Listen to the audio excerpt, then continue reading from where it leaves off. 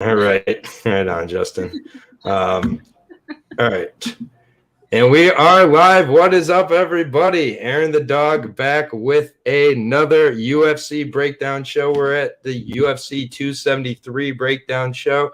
And with me is the four of us, possibly more, joining as we go. But as you know, my guest policy, I never advertise the guests till they show up. So we'll see if any guests do. But with me, my fantastic four, starting with Boston Commons herself, Bunny making her return, fire free to 273. How are you tonight? Fire free, you just had to, didn't you? Had to. You know, the fire is within tonight as opposed to actually in your home. So that's good. How are you, Bunny? We've got a cat, though. We got a cat. We got Bunny. How are you doing, Bunny? I'm doing fantastic. Yeah. Good. Awesome. Josh Beasy of Rooted MMA and many other fames, commentary and elsewhere. How you doing, Josh? I'm good. I mean, this is such a great week. I mean, opening day, Masters, and then we cap it off with UFC 273, the pinnacle of the weekend. It's, 2 champiomships. I love it. And then the feature fight of the night is the most exciting. I think the real fight. Exactly. Yeah, this is going to be a fun breakdown. If you're wondering who I'm picking in the Hazmat fight, you don't listen to me talk. Lewis of Norton MMA making his return to the show. Lewis, how are you? Good evening. Good, man. Getting ready to stay up until midnight. Yep. Yeah, always making. It's 10 o'clock when we're starting this over in the middle of the week for Lewis. It is still Wednesday over there, correct? It is. Okay, I just wanted to make sure there wasn't like another weird time change or something. We're in May here, yeah. And then, exactly. It's just, it's May and it's a Thursday. Justin saying all Bunny picks are wrong, Bunny picks regardless if wrong, all locks. Okay, well, good to know. And I don't know what this means, but I'm here to hunt. It's bunny season, so. Did you have to highlight that one though? Yes, we do. What is that, Justin? I feel like that's one you like say in your head, and you're like, "This is gonna be great." And then you write it out, and you're like, "That's a little bit aggressive." Eddie making his join the breakdown. I'll see you this weekend in Jacksonville, Eddie. I will be at the fights. Pretty pumped there. Basically, once Hazmat announced that he was fighting Gilbert Burns, I bought my ticket, which, to be honest, is the first time I think I've let one fighter determine if I was going to a fight or not. So, you know me, usually I'm like the prelim, apologist. I'm all about the prelims. I'll be honest, the top 3 of the night are, to me, the top 3 fights to talk about on this card. I think the rest of the card's really great. Don't get me wrong, but it's one of these few kind of cards where I would say if whatever other 8 or 9 fights were on there, this is one of the best cards of the year. I don't know what you guys kind of think about that. We need to see the fights, and that's confirmed. Like, we know this is going to be a top 10 card. Yeah, so pretty pumped here. We'll go ahead and we'll get started on the breakdown here. We'll see kind of the order I try to keep this in. I always mix it up, but I'll try to kind of have one of us different people start differently each time. So just have that heads up. And we're going to get started. We got 13 fights to talk about tonight. And we're starting with, I think, what's going to be a really exciting way to start out the card. I think that this should be an exciting matchup in Julio Arce taking on Daniel Santos. And here, of course, is the Tapology page that I was forgetting to share. So you're just looking at me really closely there. But Daniel Santos, also known as Daniel Willie Cat. So if you've been having trouble finding Daniel Santos tape, type in Daniel Willie Cat. You'll find quite a bit of tape on him. Taking on the UFC veteran at this point, 32-year-old on New Jersey, Julio Arce, 27-year-old Daniel Willie Cat. Coming out here first, making his long-awaited UFC debut. Has not fought since 2019. So that is the kind of first thing that stands out. He's had a few fights booked that have gotten canceled. He does train with Charles Oliveira and others, so definitely a very good camp. Daniel likes the spinning shit. He likes to spin. Has 2 or 3 spinning kick knockouts, 1 to the body, 1 to the head that slices opponent open in his last fight. So, I mean, Daniel is very exciting. Striker for sure. We have not seen him in quite a while. So he's a shoot box style fighter. Haven't seen him since December of 2019. So nearly 2.5 years since the last time he's fought. Hasn't fought a huge level of competition either. So definitely kind of some concerns here coming in against Julio Arce. Julio Arce did get knocked out in his last fight, but for the most part, Julio Arce pretty tough. I'll be honest, I've never been super sold on Julio Arce. Definitely not crazy about him going back down to bantamweight at 32 years old, and I think it is quite taxing on his chin and overall on his ability to push the pace, which I think one of his strongest aspects. Like kind of a random anecdote, but I've always kind of been not super sold on Dan Ige because of how he struggled with Julio Arce. I was kind of kept me from buying into Dan Ige on his rise up. I think it's going to be a really close fight. I think Julio Arce is going to be willing to trade, and my real question is kind of how Santos composes himself after the first 90 seconds or so. He really is a wild guy.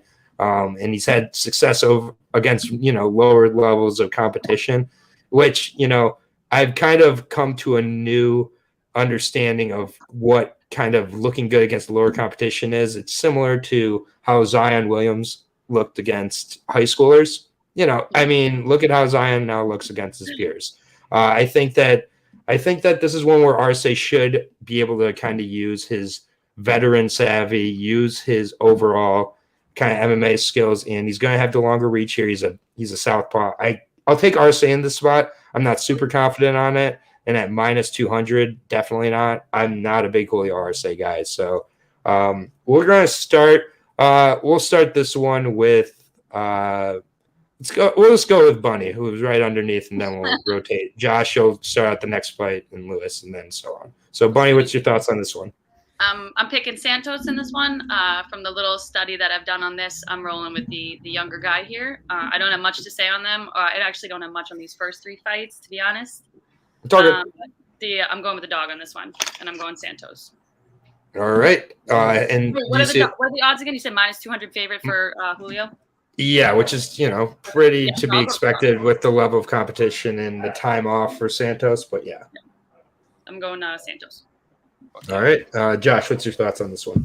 Yeah, I like Julio Arce. I thought the Song Yadong fight was competitive for when they were in the thick of it until he got knocked out. And I really like Song Yadong. He's one of my favorites. So Julio Arce is a really good striker. I think he can do a little bit of everything in this fight. Santos, Brave FC or CF is a very underrated promotion in my opinion. I think it has a lot of talent like Brad Katona, and they have a lot of good guys. So coming from there is not a bad thing at all for Santos. But a debut against Arce, I think he's got the hands to get it done in this fight, and I think he'll do enough to get a decision. I don't think he'll be able to knock out Santos. We've seen Santos lose decisions before. So give me Arce by decision. I don't like the line, though. I think he's too big of a favorite, but we'll see. Yeah. Lewis, what are your thoughts? Are you with Bunny on the new coming dog, or are you with the guys and Arce? It's a tough one because Arce, as Josh said, he's in every fight he's been in, it's been pretty competitive, even if he loses. Except the knockout, I think Song had his number in that. I know it's striking back and forth, but I think he was telegraphing him ready for the round 2. But the thing I do like about Daniel Santos is he's pretty wild. Training at shooting box, he doesn't have an off switch apparently. From what I've heard from training partners and reading reviews about him, he's just nuts. And he goes hard for the first 5. So I think the first round is one to watch. I think Santos will come out swinging, and he might even take the first round. But I don't think he's going to finish Julio Arce. I think he's got too much wiliness about him. He's fought some really good guys and not lost and actually beaten them. So I think rounds 2 and 3, you'll see Julio take over and win a decision. Bunny against the boys, huh? Yeah, I was close with Santos, to be honest, because he has got ridiculous hands and he's very unpredictable. But I just think the smart pick for myself is Julio. Yeah, it's a safe But yeah, it's not my a fun pick. yeah, I mean, my concern definitely is the weight cuts continuing to move forward for Julio as he's advancing, regardless of this win here. But yeah, Daniel. Again, check out Daniel Willycat on YouTube. You'll find some good highlights. He's definitely got a lot of experience. I like that he's been training with Charles Oliveira leading up to this fight. Of course, how could you not like that? So definitely there's some things to like in the dog. I don't think that, this is a crazy one for you to be on, Bunny, but we'll see. I'm not going to be betting Julio Arce. I'm not a big fan of him. And I think that in a competitive fight like this with a guy like Santos, who is willing to throw caution to a win to get that finish, it could really pay off. He could kind of have a start to his career similar to like a Chaos Williams, where it's like, man, that caution worked once, it worked twice, and then all of a sudden it does. But I mean, I do think that this is a high pressure spot for Julio Arce. He loses this spot, and I think we're seeing snip, snip, snip. Even though the last fight was the Song Yadong, maybe he has one more just out of that. But I mean, he gets starched again, and we're having some real questions. So should be a good one there. We got three of us on Arce. Bunny, go ahead. I said I feel like it's an appropriate fight to start off such a fierce card, though. Yeah, I'm super pumped because, I mean, Jacksonville does a little better job of showing up early, but for the most part, the first couple fights, people don't show up, so you can hear all the shots. So I love a good striking fight to start out prelims because I'm going to be in there. I'm going to be the first one into my seat, as I always am for events, and I'm going to be able to hear every single shot from there. Just to go back to my first UFC, I went to UFC, I believe it was 123. It was headlined by Rampage and Machida. And the first fight on the card was some guy named Edison Barboza is what I called him. He was taking on some guy named Mike Lulo. And if you want to hear Edson Barboza kicks in his debut with no crowd at the Palace of Auburn Hills, which is no longer up, it still plays in my head. So it's totally worth it. Get there early. Watch the damn prelims. We're on to the next fight here. It is women's strawweight bout. I'm sorry, the women's strawweight bout here between Kay Hanson and Pereira Rodriguez. Pereira Rodriguez out of LFA fame, LFA flyweight champion, beating Petrosic in her last fight there before winning on the Contender Series, but a lot of hype for the 7-0 Venezuelan fighter, now fighting out of Panama. I'll talk about Kay Hanson first here. Kay Hanson was a prospect at one point. I don't know if we'd still consider her that. 7-5, salty as they come. 5'2", 63-inch reach, even small for strawweight still. Former 0-5 professional boxer. Still only 22 years old.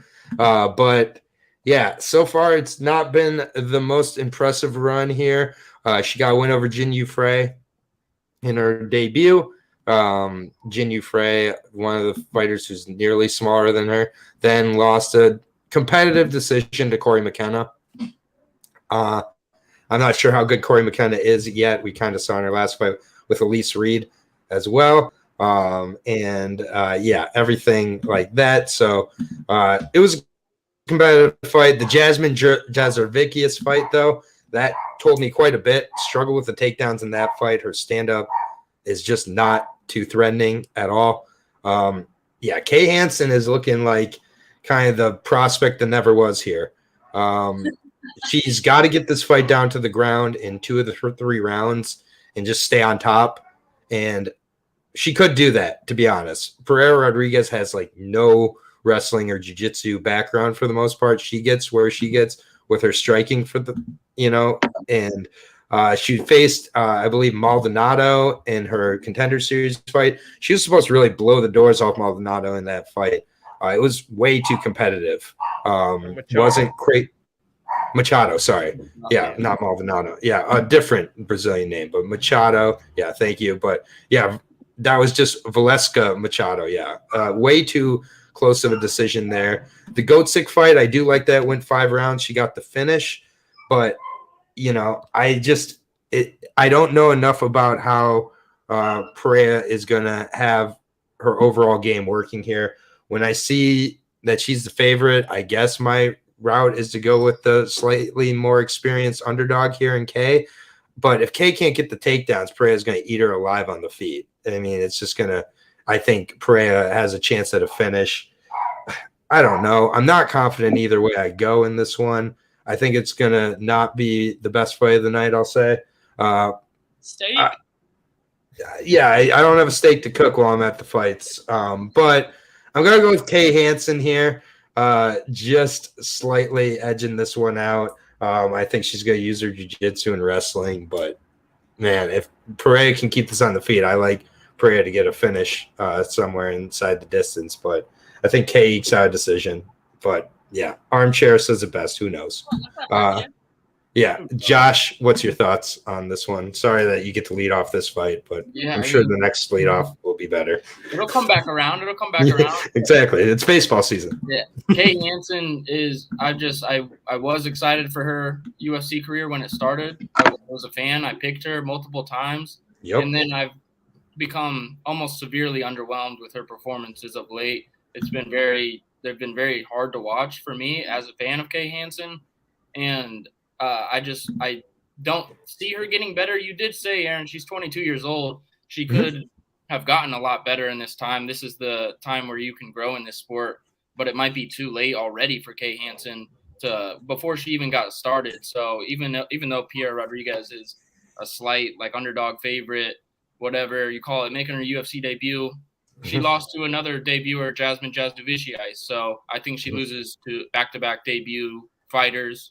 And a decision by Rodriguez is what I see written all over this one. I don't think Hanson gets it done again. Fair enough. Lewis, what are your thoughts on this one? Pretty much what Josh said, to be honest. I think Pierre is going to be laying and praying pretty much the whole fight. I think Kay off her back is pretty weak. But if she's on top, she's got potential. I do think she's still prospect-ish. I'll give her the ish because she is young. The Corey McKenna fight was competitive. And Corey McKenna's 20 as well. It's like they're kids. Like it is definitely gonna. She's got a lot of potential, got a lot of experience. She's lost to some good people. She's won against some decent people. Look, she didn't blow us away with the Jasmine Jasudavicius fight, but I think it's just again a bad stylistical matchup. I think Pierre's got a lot about her, and she knows her game plan, whereas Kay's kind of a bit everywhere. She doesn't know what to do. I don't think she's got the best corner team either, to be honest. If you go in between rounds, they kind of just give her the old say, Sayoud, do you want this kind of approach? not. Yeah, no. First say Sayoud, a mention of the night. So you're on Pierre as well. It sounds like I'm on the Hanson Island here. Bonnie, you said you didn't have too much thoughts, but what's your thoughts on this? I like picking it against the ones you pick, even though it might be wrong. I'm so not a Kay Hanson fan, but at the same time, 22, that's really fucking young. And with the UFC and someone who, is marketable, as we say, like Kay Hanson, it just takes one fancy fight or one really good fight to put you back in the spotlight. So this could be it. I don't see it happening. I have Rodriguez on this one, but I had a really tough time picking a winner on this one because I'm, as Josh put it, underwhelmed by Kay Hanson. But she's 22. I mean, she's literally that's crazy young to be this experienced. It's nearly a pick 'em. Slight favorite Pierre Rodriguez minus 120 plus 100 to plus 105 on Kay Hanson. Just a little fun fact about Kay Hanson. I'm going Rodriguez. Just fuck it. Yeah, and a fun fact about Kay Hanson is she was a minus 200 favorite or better in each of her first 3 UFC appearances. So it's funny how the odds all of a sudden have shifted to the 29-year-old Pierre Rodriguez, who is an LFA champion. I do think striking is the way Pierre goes about winning this fight, but it'll be interesting if she goes to the ground with Kay as well, because Kay off her back, not that great. Next fight is a very exciting fight. I know that we all are going to be pretty excited for this one. Excited, Josh? Jeez. I love this one. Anthony. I actually like this fight quite a bit myself. Anthony Hernandez taking on You've Got a Fremd in Me, Josh Fremd, out of LFA. I know that Josh, you have quite a bit to say about him. I know you've going to talk to him. So I'm actually going to have you lead off after I kind of set the table here. So just to let you know, Lewis, but probably should have looked ahead with that, but whatever, figuring it out on the way here. Anthony Hernandez has had a couple different opponents. Josh Frem taking this fight on a few weeks' notice now. I think that shouldn't be too big of a factor. I would assume Josh has been staying pretty ready after his last performance against Joel Bauman, who is one of my favorite guys at 185. I'll be honest, I was all torn for that fight, but the way that Josh Bauman came out and fought that fight against Josh Frem was not smart. Throwing everything into every shot. And honestly, Josh handled the fire really, really well. He took a few of those shots from Joel, which really could put away a lot of guys, honestly. But Josh just kind of used his movement, used the good strikes, and took the fight to the ground, used his jiu-jitsu, got the finish with the rear naked choke. It was a really good performance. Definitely earned his spot in the UFC.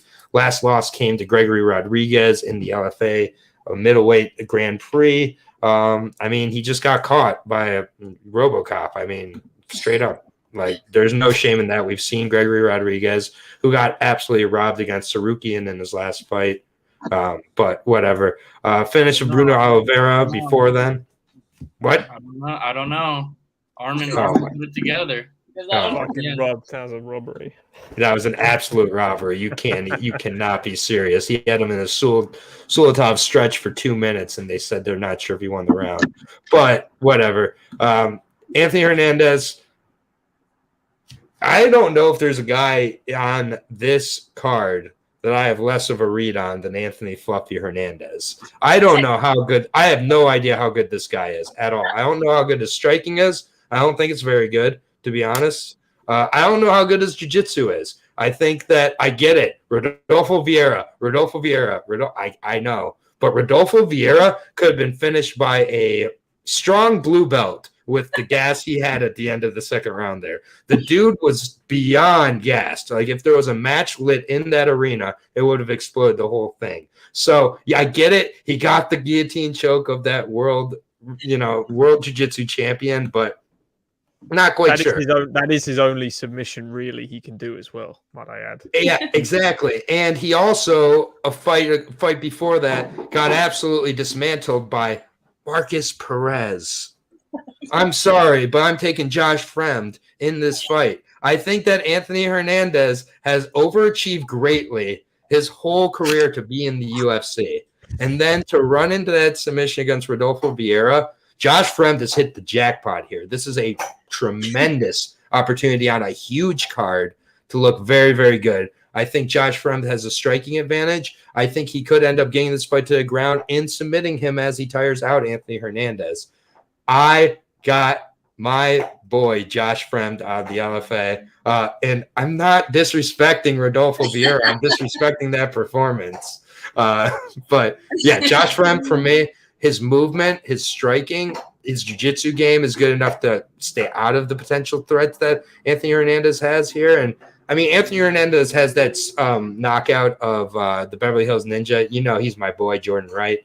I know, I love him. But he's going to come back strong. But unless Anthony Hernandez gets inside and just overwhelms Josh Fremd early like that and knocks him out early in the first round, I think this becomes Josh Fremd's fight as it goes. Josh, sorry to steal a little bit of your friend thunder there, but tell me your thoughts on Josh Fremd and your thoughts on this fight. I think it will be a really good fight, too. I don't mean to bury Anthony Hernandez so hard there. I'm just trying to – You went in. Yeah. Fluffy, this is a fight between two award winners. Josh Fremd was the 2020 LFA Fighter of the Year. Fluffy Hernandez was up for submission of the year, the way he pulled it off against Rodolfo Vieira. I was super impressed when he got that finish. And I instantly became a fan of Fluffy, especially his name. And he's got the gauges and stuff. He's a cool guy to watch. He's a fun fighter. He's got a win over Brendan Allen, which is pretty impressive. And then for Fremd, the Gregory Rodriguez loss ages very well after his performances in the UFC. I think Fremd has a tendency to keep his chin in the air a little bit, which scares me. But I do think he gets better as the fight goes on. And he is very well-rounded. People see the knockouts and they see the streak, kind of like a Terrence McKinney streak of knockouts. He was knocking out everybody in the first round. or the second round. And now he's got his shot, and it is short notice. If you're making your debut, usually it is on short notice. So there's that too. I don't think Fluffy has the power to put away Fremd, and I think Fremd has been ready for this moment for a while. He got the call, and he's got to avoid, I think, getting submitted in this fight. But besides that, I think he's better everywhere. He's going to – if he gets the finish, it'll be a very impressive finish. But I think he can get it done by decision. I think he can get it done by knockout. Or he could – get a submission because he submitted Joel Bauman too. It just depends if he can wear him. I mean, Justin's taking Fluffy. I got your local chain smoker at your local downtown rocker bar that barely is holding up. I got Fluffy. Incredible. What does that even mean? It's true. That's what it means. It's like so many things Justin says. It's just true. Yeah, give me Frem. Yeah. Yep, Lewis. I feel like you're about to bring back down to earth here with Hernandez pick. Go ahead. We'll get to odds in a second. I want to go with the picks first. No, go ahead, I think Anthony Hernandez should be thanking his lucky stars that he's not fighting Dricus du Plessis now, because this is a much more winnable fight for him. True. I think Dricus would have torn to shreds. Correct. But the only thing that upsets me is the late notice for Josh. How well prepared is he? Anthony Hernandez, again, he's been preparing for multiple opponents now as well. Mm-hmm. I think Josh is correct that Fremd is just better everywhere. And when someone's better everywhere, I can't bet on a guy called Fluffy as well. So I'm backing Fremd as well. Again, right. Anthony Hernandez, I agree with you. He's very hard to get a read on, but he has got very good neck attacks. Yeah, I mean, you put away Junyoung Park too, which I forgot about that win. That's a very good win. And yeah, I mean, and Marcus Perez is a weird fight because the guy comes out with like a battle stance every time. He has a lot of power and he's got great neck attacks as well. So this is kind of like the road of the level Anthony Hernandez is at. He's at that I'm your debut fight in the UFC standard until proven otherwise. And I think Fremd can conquer that pretty well. To be honest, I think he's got the skills to do it. Yeah. Bunny, I know you're not as familiar with Josh, but any thoughts? I don't think the short notice is going to play a factor. I think this guy's ready all day, every day, and I'm on Josh. All right. That is a clean sweep on the underdog. Plus 170. He's plus 170 currently in Josh Fremd. I'm pretty surprised that the odds are that wide. I think that Anthony Hernandez, Rodolfo Vieira win is, really stuck out in a lot of people's minds. That's my opinion. And I think that a lot of people are going to know who Josh Fremd is after this. All right, bet the dog. Call it out now. Bet the dog on this one. Put some money on that. I like that. I like that dog as well. Lewis is the least confident of us in this dog, just to be clear. Lewis and Justin. I do think it's going to be competitive, but I do think Fremd will win. Yeah, plus 170. I mean, I'm taking a shot on that dog. I got to make some money somewhere besides Hazmat because, can't be spending $500 on all my bets, Dave. That's an insane bet, by the way, but we'll get to it. It's the only person in the world I'd do it for is Hazmat.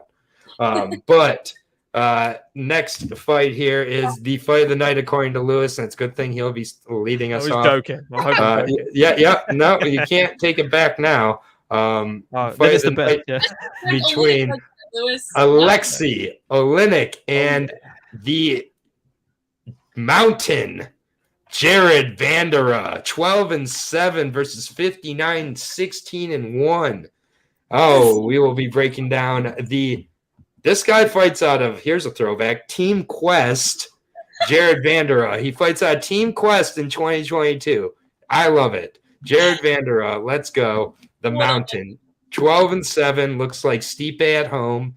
Definitely doesn't fight like Stipe at home. He's only 29, which is shocking because I just am shocked. I thought he was 42, like his opponent. He has to cut to the 265-pound limit, so he earns the Mountain nickname. 6'4", big guy, fights out of Hemet, California, coming off of 2 straight losses. First loss was to Alexander Romanov. Next loss was a split to Andrei Arlovsky. I did you the favor of going back and watching Andrei Arlovski versus Jared Vanderaa again. And Jared Vanderaa won that fight against Andrei Arlovski. Yes, he did. Yes, he did. He was forward pressuring in that fight more. He was landing the more effective strikes, and he won that fight. So that's the first thing. But he has a loss on the record here. He does have a win over my least favorite heavyweight, Justin Tafa. So there's that, and a win over my second least favorite heavyweight, Harry Hunsucker. So that came on the Contender Series. He was actually in trouble against Harry Hunsucker in that fight before he put Harry away.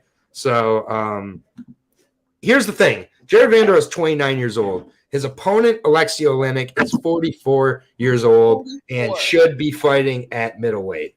Jared Vanderaa is gigantic. I think that Jared Vanderaa straight up is going to throw enough strikes to overwhelm, hurt, and put away Alexei Oleinik in this one. I got Jared Vanderaa by knockout. Fuck you. No, I am sick to my stomach. Alexei Oleinik, I know all the numbers. I get it, Lewis. I love him. He's such an OG. I got Jared Vanderaa. I got Jared Vanderaa by KO. God damn it. Not happy. You don't believe that. Yes, I do. Alexei Oleinik is broken.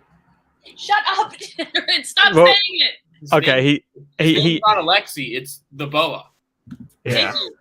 The only broken. human, It's the only human to pull mount because he has an insane Ezekiel choke from bottom mount position. The only human in existence that has a squeeze like that. I mean, he's lost to Daukus, Lewis, and Spivak in his last three. And he went to decision with Spivak. The dude is not done at 44. With his style of fighting, he could fight at 60. He just judo flips you to the floor and strangles you. That's all he does. And if he doesn't, he'll just tap the strikes. I'm done. You know, he's tapping the strikes here. He's tapping the strikes here. But yeah, not recently though. That's like ages ago. But still, like he's going to do. He's going to get his hands on Vanderaa. He's going to drag him to the mat and he's going to strangle him. Vanderaa is going to leg kick him. And that's it. That's literally it. That's all he does. He has his hands really low. Alexei's not even going to entertain striking. He's going to grab him. He's going to Tai Toshi him. And then he's going to Ezekiel him. Easy money. I'd be shocked if Alexei does not strangle Jared. All right. 45-year-old, 29-year-old Vanderaa. Yeah, the 40.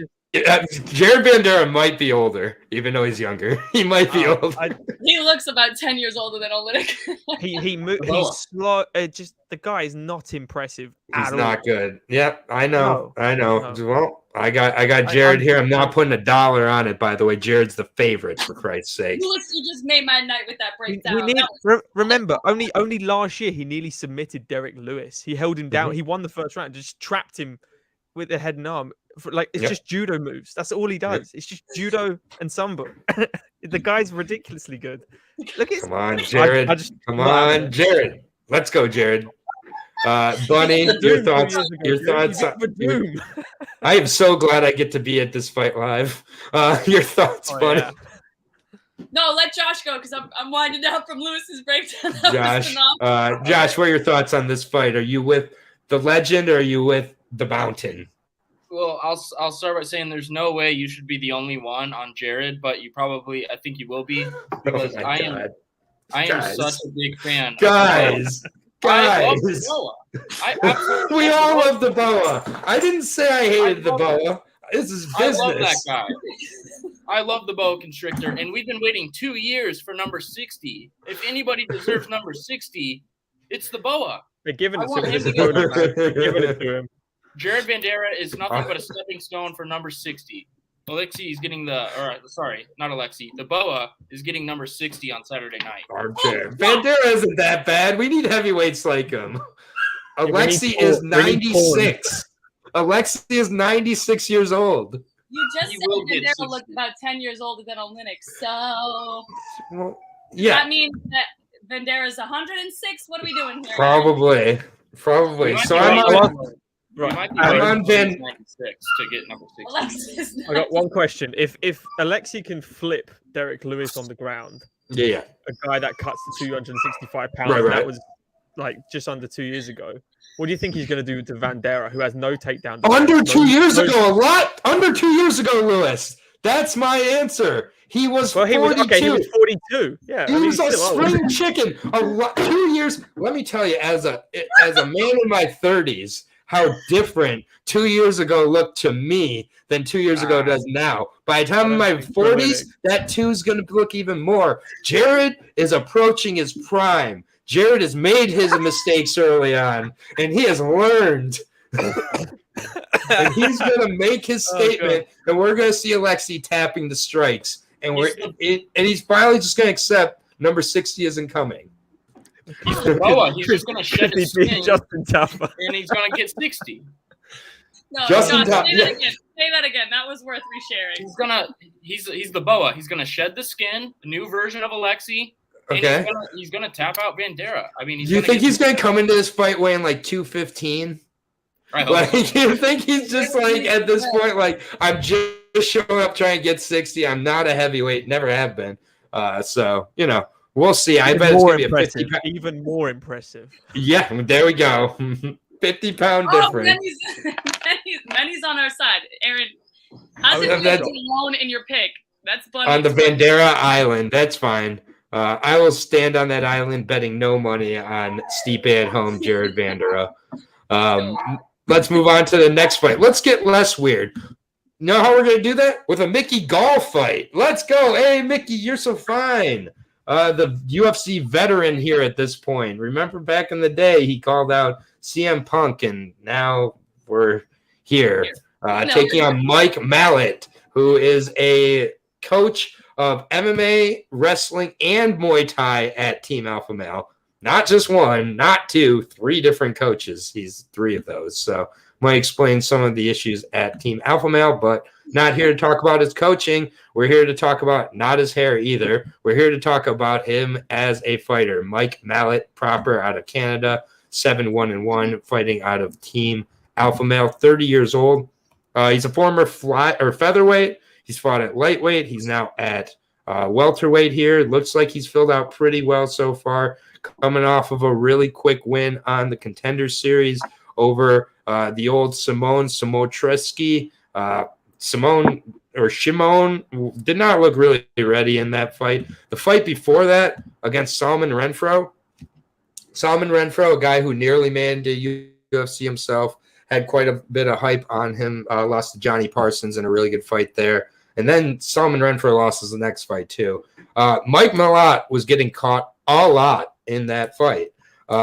It wasn't exactly a great performance till it was, but there's, a certain level of skill it takes to not be looking good till you are looking good. And it was a short fight again. So he's coming off of 2 quick submission wins here. His last loss coming to Hakeem Dawodu back in 2014. Got knocked out, and that was at featherweight. So it's been a while. I fought over in Bellator, had a draw over there, and then took off 2 years, took off another 2 years. He was pretty inactive. Kind of don't know a lot about what to expect of Mikey here. It's been off since October. He had a 40-second win there. Got the win with the submission. And then, Mickey Gall, I mean, he's had his ups and downs. They've all been the UFC. I'll give him credit. His last fight out was the best the best he's looked from a competitive perspective, even though it was a loss with Morono. I did like a lot of what I've seen over the last couple with regards to his kind of stand-up progression, his ability to kind of withstand pressure. The Diego Sanchez loss was so bad, and I remember taking Diego in that fight. But like that, I think Mickey really has grown and evolved quite a bit from that kind of performance. And, he's kind of gone back and forth. Has a win, has a loss, has a win, has a loss, has a win, has a loss. He's coming off of a loss. He's coming into a fight with Mallet, who I don't know exactly how good Mallet is on the feet, on the ground. I think it should be pretty competitive. And I just think I like the progression of Gall. What I've been seeing with Gall, I think that he's been figuring it out here. I think this is a really big fight for him. And I think Mickey Gall ends up winning a stand-up battle between him and Mikey and taking a decision. So yeah, I'm relying on Mickey's stand-up prowess here. My back-to-back picks are Jared Vandera and Mickey Gall, not Mikey Mallet. So I'm taking Mickey Gall here. I think the line's way out of line, so to speak, and I think that people just see Gall and they go the other way. And I'm going to try to take advantage of that line here. I think Mickey has the value, so I'm taking Mickey to take a decision. Bunny, you'll lead us off, then Josh, then Lewis. Why do I feel like Mickey Gall has way more on his, like, when I saw, what was it, 7-4? 7-4. Well, it's all in the UFC. But so much more than that. That's crazy. He RNC'd my boy Jordan Williams, so I would never root for Mickey Gall ever again. That was not cool. His loss to Mike Perry was pretty fucking atrocious, and he lost to Diego Sanchez, which was abysmal as well. So I'm going Mikey. I'm going Mike, not Mickey. Mike. Mikey Mallet. Okay. Mallet. And your pick, Josh, and your thoughts. Or is he the favorite? Mallet's the big favorite. Mallet's a big favorite. I mean, there's no shame in losing to the GOAT, Mike Perry. Mike Mallet. The GOAT, yeah. No? Yeah, he didn't stutter. Mike Perry, Platinum Mike. Mike Mallet is no Platinum Mike, but I love this season of the Contender Series. I really did. I know you broke down a ton of them this year, Aaron, and I like this class. I like Mike Mallet. Mickey Gall, I always seem to pick against him, and every time I do, he seems to get it done. And I've seen him train at Sanford MMA, which scares me. I think that's the best gym in the world you could possibly be at. Mike Mallet is he's got the ground game. You could see Mickey Gall maybe striking with him a little bit. He's super long. He's such a long and tall for his division, but there's not a chance I'm picking Mickey Gall in this fight. I'm picking Mike Mallet because I like this class. He finishes guys very quickly, and that's always a good sign. Oh my God, Justin, that's just the best thing you can call her. Lewis, go ahead with your thoughts on this one. Yeah, right. And then we'll have Honey Bunny finish us off. Hey. I personally think that this is going to be a massive size disadvantage for Mike here. I think Mickey his frame is very good for the weight class. I think he's very underrated. That Alex Morono fight was very competitive. It was very, very good for Mickey Gall. The Jordan Williams, I think that's aged quite well. Jordan Williams picked Ian Gary apart for 4 minutes before getting clipped. Jordan Williams is no slouch. I think he's had a rough run in the UFC so far, and I think he's very good. And Gall was beating him on the feet before the finish on the ground, too. I think so was Ian Gary that last fight. He was beat Jordan. That's Williams. What I mean. Jordan was beating up Ian Gary, yeah. Right, and Gall start to finish was beating up Williams. And we watched Williams. that shit live, Aaron. You remember that? I was like, he's about to win. Jordan's about to win, and Ian Gary came back. That was bullshit. All right, carry on. Sorry. No, he just fell into one of the traps, and that's all it was. But I think shortly. Yeah, I got a lot to say on him. Mike Perry.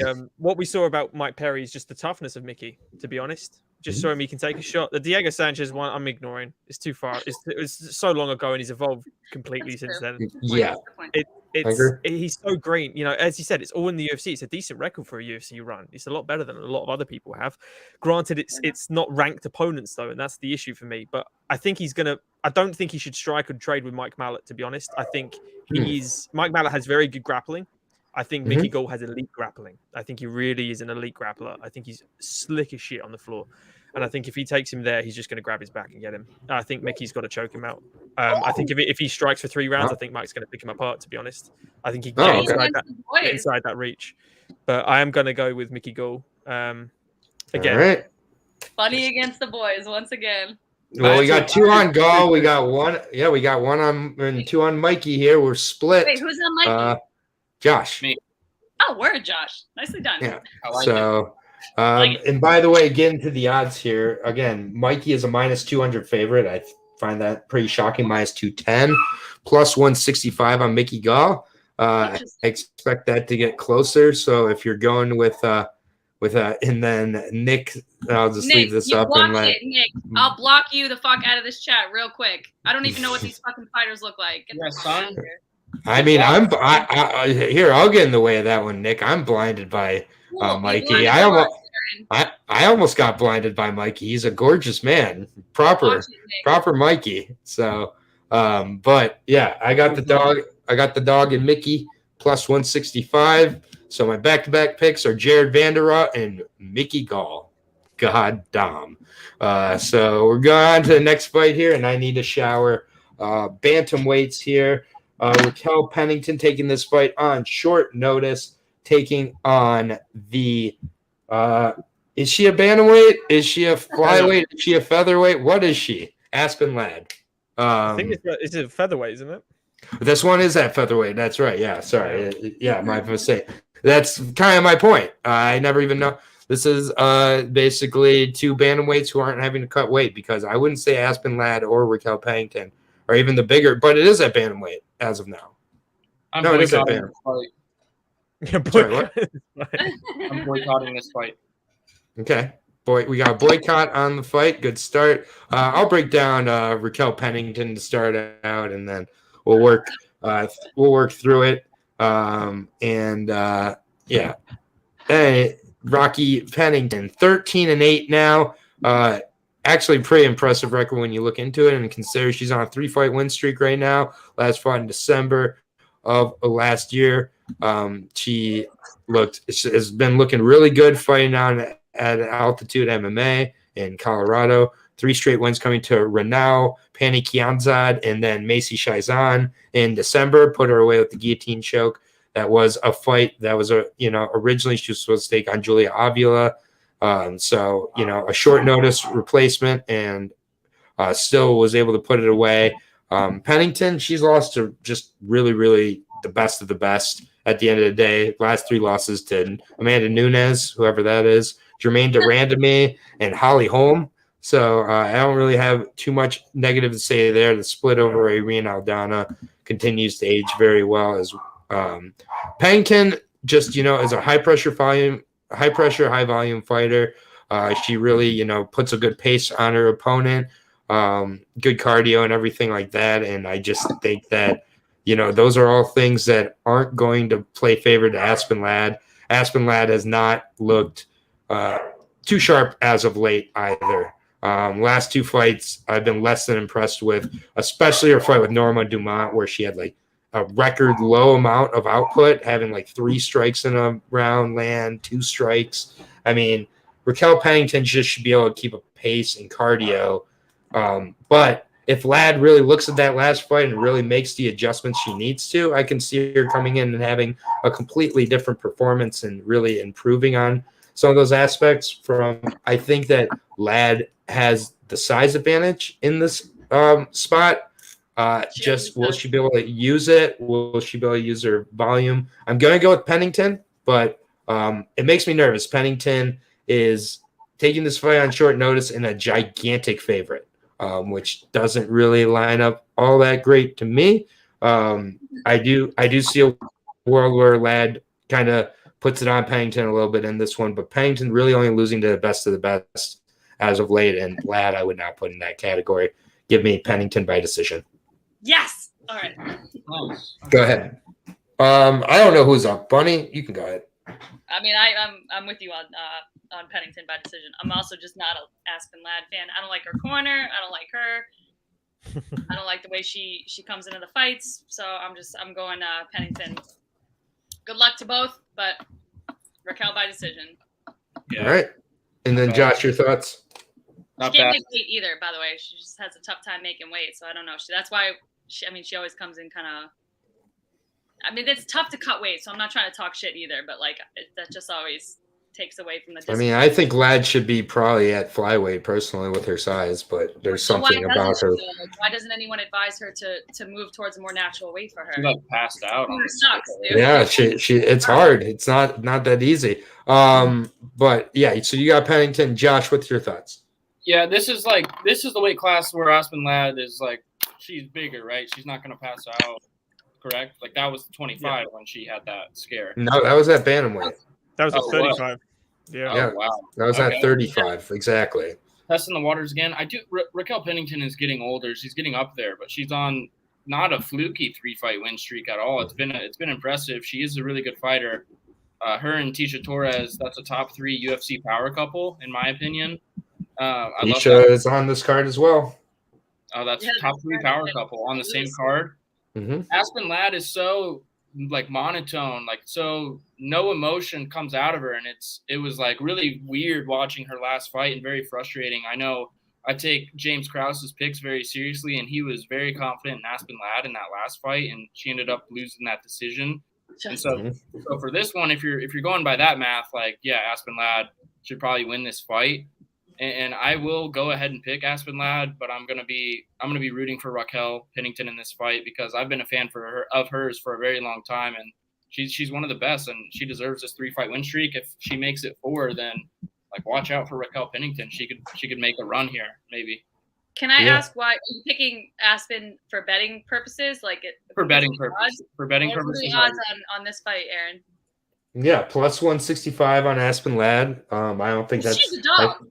Yeah, Aspen Ladd's a significant dog. Minus 200 on Raquel Pennington. Taking this fight on short notice, definitely going to keep me away from betting it too heavily, but my official pick would be Raquel Pennington here, but I do think the odds are a little bit steep for this being on short notice, but I'm going to go with Raquel here. Yep. So we'll move on to the next fight here. Hey, Lewis didn't give his breakdown. Oh, my bad, Lewis. Sorry. Go ahead. Dude, sorry. I got dogs barking in the background that I got to start moving towards. Okay. Lewis, what's your thoughts? I've been on edge and pins and needles. Your thoughts on Raquel Pennington and Aspen Ladd, sir? No, I agree. I think Raquel Pennington's going to win. I think she's got a very bullying. She's almost like Chris Lieben in how she approaches a fight. Just in your face, constant pressure, willing to eat 5 shots to deal 1, and she's got ridiculous front chokes. And Aspen Ladd, the weight is better for her. She might bring out the best in her. She might look better than ever. Raquel Pennington is very hittable. She takes a lot of punishment. But again, her last 3 fights, she's been purely dominant. It's not a fluke at all. She's won pretty much every round in all 3 fights. It's like 9-0 essentially in rounds. So I think Raquel Pennington's gonna bully. I think she's the best of the best without being the champion, essentially. I think the record she's got is very misleading. I think that was a lot of early losses, and again, decisions to Holly Holm and Amanda Nunes was people like that. And I think Raquel's going to bully her, to be honest. And I can even see her finish. Yeah, with a front choke or an old school bulldog choke like she likes, guillotine chokes, anything like that. Yeah, we'll see if Aspen shows up. If she shows up, it'll be. So is it? I would like Aspen to show up though. I'd like to see the best of her because I don't like seeing fighters, miss weight and then be dehydrated and get one shot by Geraint Demat. All this. Sort of thing. Yeah, it's just like you love some aspects you see with Aspen. You really do. There's moments in Aspen Ladd performances. Obviously the Yana Kunitskaya 3rd round is one that pops right to mind, and there's a few other ones, but there's too many of these lulls, and Rocky really fills in those lulls well. I mean, she doesn't wait around for her opponent to present the opportunities. She takes them. I mean, to be a minus 200 favorite here in this spot on short notice is, really good, high respect of Raquel. So my bad there on forgetting to go to you, Lewis, but you'll be up first for the next 2 fights because you will be up first for this one. And then obviously we're going to be talking to you about Ian Gary when he comes up. But next fight is the better, sorry, no offense to Alexia Olenek, the better heavyweight matchup on the card here. This one's really, really good one. Jared Rosenstruck, who I've gotten to see live quite a few times. I got to see him live in DC take on Alistair Overeem when I was sitting on the floor. So I've had 24 minutes and 55 seconds of seeing Rosenstruck up close and closer than nearly anybody's gotten to see him. So that's wild. Definitely got some decent experience on this one. It won't be a Tapology breakdown, as UFC 205 likes to call it. Taken on Marcin Tybura. I really like Marcin Tybura, man. I respect his game quite a bit. I think he's one of the best heavyweights in the world that people would not call one of the best heavyweights in the world. And I'm not saying he's top 5. I'm not saying top 10. I'm saying top 15, though. I really do think he is a solid top 15 heavyweight, which, you can discuss with that what that really means. But I give him a lot of props. I think that he's been doing well. He's 36 years old, coming off of a loss, last fought in October of 2021, had a loss to Alexander Volkov. It was a really good competitive fight, honestly. And I mean, prior to that, he was on quite a bit of a roll. 5 straight wins. Sergey Spivak, Maxime Grisham, not great. Ben Rothwell, it is what it is. The ground and pound win of Greg Hardy and Walt Harris kind of followed the same format in those two. Just survived the early kind of onslaught, took his opponent down, beat him up, and finished him.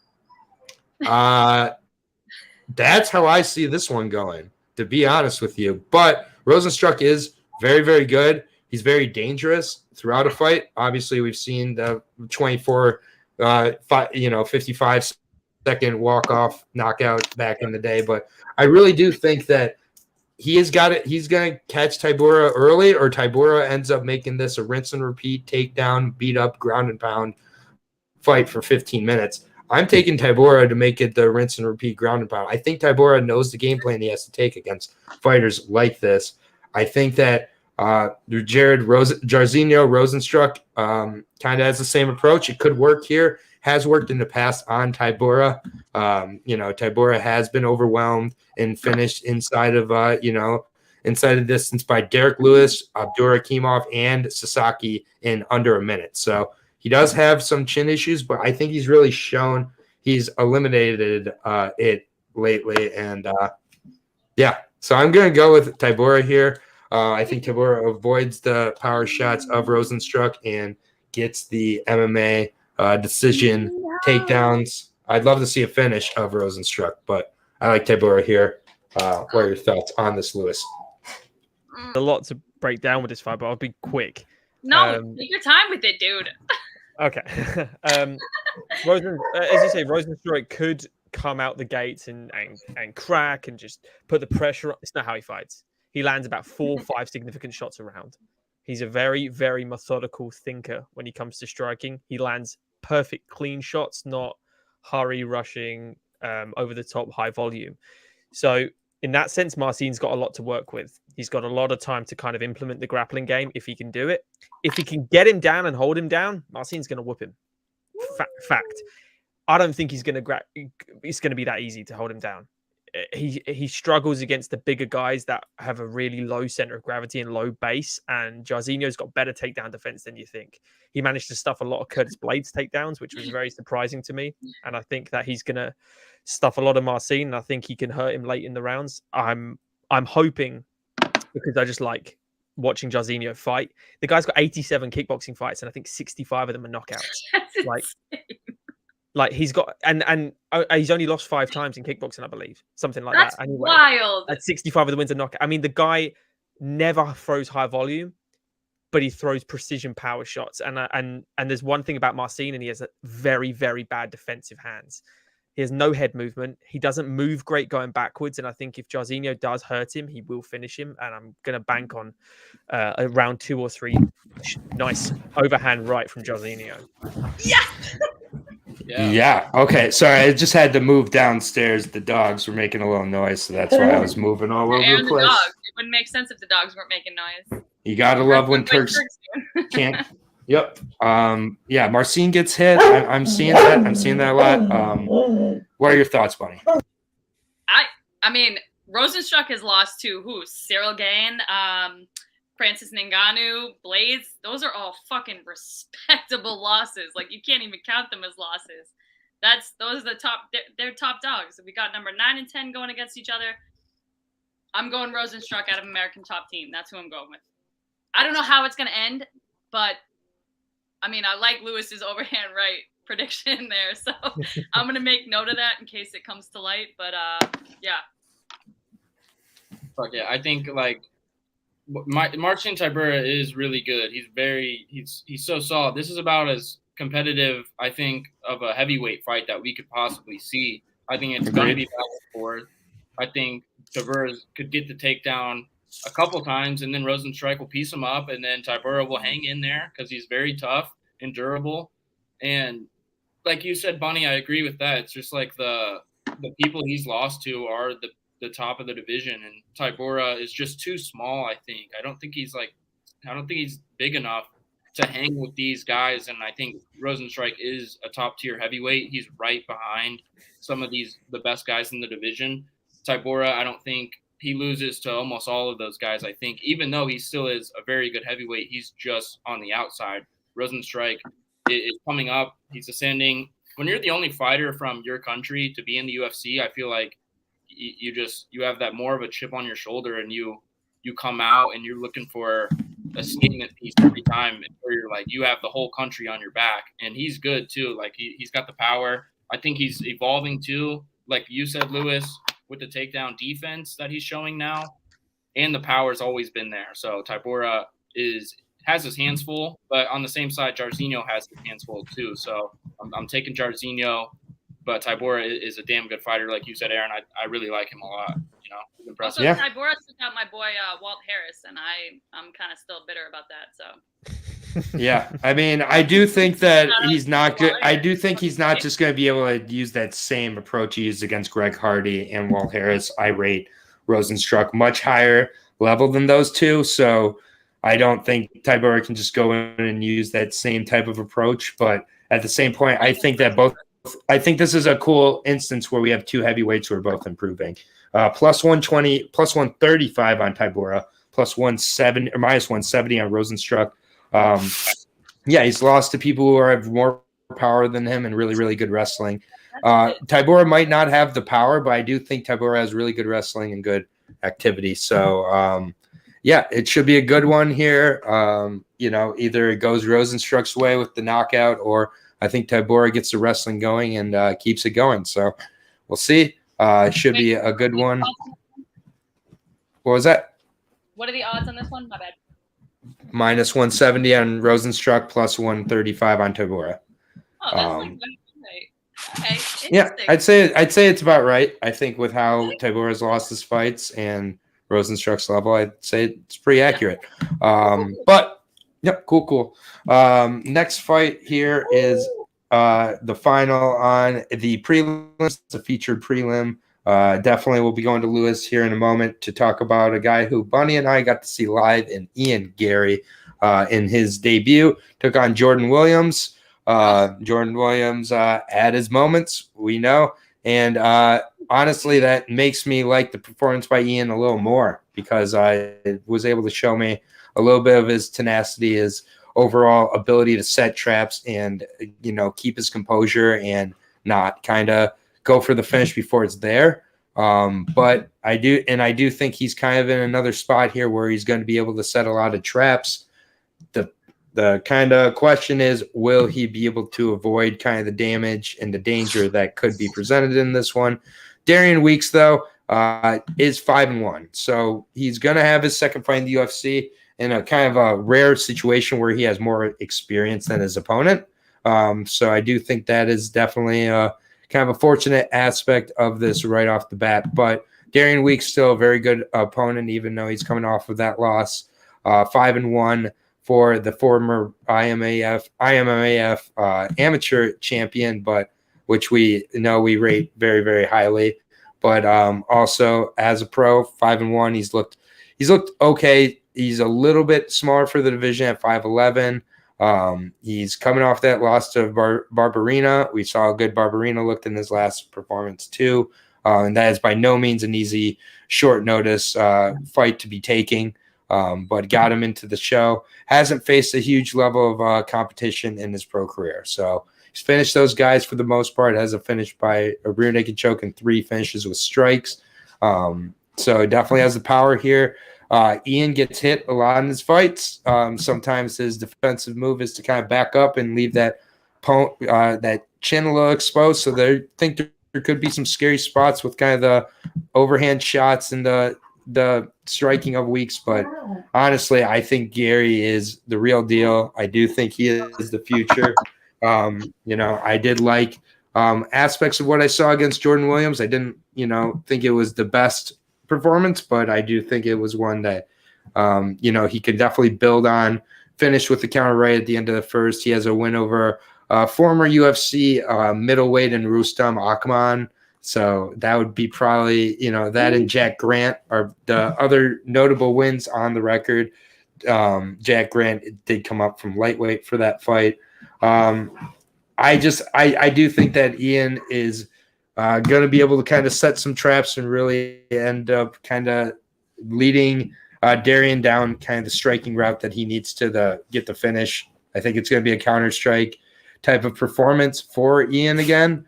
And, I think Ian gets the finish somewhere inside of the first 2 rounds. I just don't think Darian Weeks is going to kind of have the game plan needed to kind of expose some of the flaws that I think are going to be exposed later on by Ian.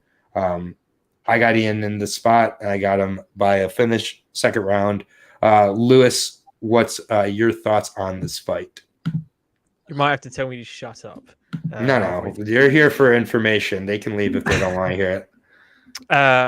Okay, so I'll start with Darian Weeks because Darian Weeks has a lot of good things that he could exploit here with Gary. Like you said, he does move backwards with his chin exposed. It was mainly in the Jordan Williams fight. He's never really been hit that much in his whole Cage Warriors career, to be honest. The Jack Grant fight, Jack Grant had his moments. All came with pressurizing and cutting cages. Ian moves really well laterally. He doesn't use a darting in and out. He sets traps. He likes to implement a high kick and a chopping low kick. And they're the 2 traps he likes. He did the high kick 3 times to Jordan Williams. And when he went for the high kick again, Jordan dropped his right hand thinking the high kick's coming up. And he was just going to pivot out of the way. And instead he ate it across the left side of his jaw. And that was the trap I was talking about. Trap. Jordan, it's a trap, yeah.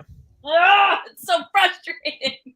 Yeah, I mean, Jordan Williams did a lot of things right, but he got baited. And that's just how it happens. Ian knew he couldn't go toe-to-toe because of the volume that Jordan Williams was throwing in that fight. I personally don't believe Ian Gary's ready for the UFC when he got called up. I think he needed one more fight in Cage Warriors, to be honest with you. I thought the Jack Grant... Pardon? I said agree. I agree with you there. He needed a little bit more time. But yeah, but what's really impressive with him is he's super green still. He's super fresh. He does a lot of really good things. 1 is the footwork, 2 is the traps, 3 is the head kicks. He's got and 4 is the documentaries. Yeah, there you go. 4 is the documentaries. He has 3 documentaries on YouTube, people. Pisses me off. Sorry. No. So getting a win over someone who's a really good European level fighter in Jack Grant, physical specimen, high level jiu-jitsu practitioner. Ian nearly Kimura'd him in the second round. He's got ridiculously long limbs for the weight class, a really good frame as well. Darian Weeks, the things I think he can exploit him in is wrestling. He's got a very good power double. And if he can just trap and hold him there, he did it to Brian. But I actually thought he beat Brian Barberena, controversially. I thought he won the second and third round against him. Okay. But that and the overhand right, they're the 2 tools I think that can win. If he gets into a striking exchange with Ian Gary, he's going to get KO'd. But I think if he mixes it up and makes him think of the takedowns a little more, he's got a better chance. I think it's a really tough matchup for Darian Weeks here, but there are some holes that you can see. The issue is, since his last fight against Jordan, and in between camps where Jack Grant, he was kind of without camp. He took that fight with no coaches pretty much. He's gone to Sanford MMA. And as Josh said, one of the best places on planet Earth to go train. He's training regularly with Gilbert Burns and people like that. I mean, it's just the guy knows his path. He's super young. He's 24 years old. He knows what he's got to do. And like Jarzinho, he's got a whole country on his back. Everyone in Ireland is buzzing for this guy. Europeans, English, everyone is buzzing for Ian Gary. And he's a super nice guy. There's nothing bad you can say about the fella because he's so polite and nice. But yeah, I think Ian Gary's going to finish him. I think it's going to be... I think he's going to learn a lot from Jordan Williams. Jordan Williams tested him, and he's got a long career, I think, in the UFC anyway. But I think Williams almost had it. He almost fucking had it, and he had the thing is, the whole time he was hitting Ian wasn't hurt. He was just getting tagged, and that's he was tagging him. But there was never a kill shot, and that's what Ian has in his hands. He's got the knockout power. Jordan, that's what someone like Jordan lacks. Unfortunately, he's got the volume. Ian's got the power, and it sounds like Bunny, you're edging with Darian Weeks. How you see this fight going? I don't know, because you guys are making me question. Like, there's only so many prospects I can get behind, and like a fucking Dana loves his Irish fighters, so like I'm trying to make a level-headed decision, and I can't, because there's so much fucking hype behind Ian Gary, and we have not seen enough of him to fucking put this much hype into him. Y'all need to relax with these hype trains. Take it down. Take some pressure off these new prospects.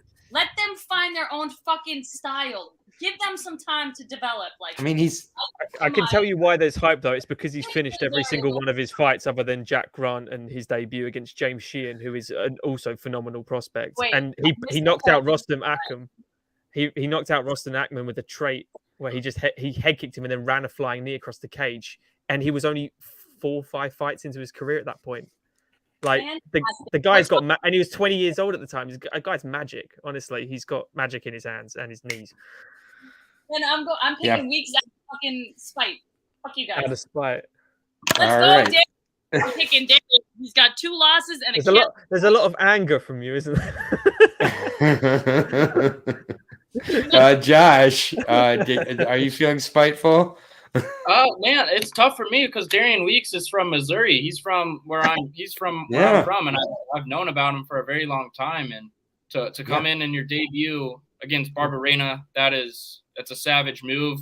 You wouldn't. A lot of people would say no to that. I feel like. And Darian Weeks, he doesn't care who's across from him. I think he's very tough to finish.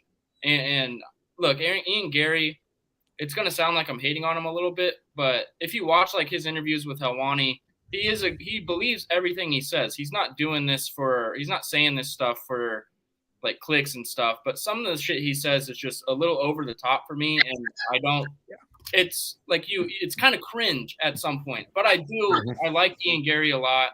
The knockout against Jordan Williams was beautiful. I was super impressed with it after he was losing the majority of that fight.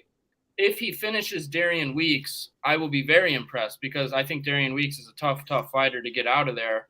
And so if I'm looking for Ian Gary to make a statement, and I think he wins a decision against Darian Weeks. I think it's going to be back and forth for 15 minutes. I'm going to pick Ian Gary in this fight. I'm just not too familiar with Darian Weeks's game plan and his attributes in this fight. But and he's the Missouri guy. I live in Kansas now, technically, so it is. But there we go. You're a lot.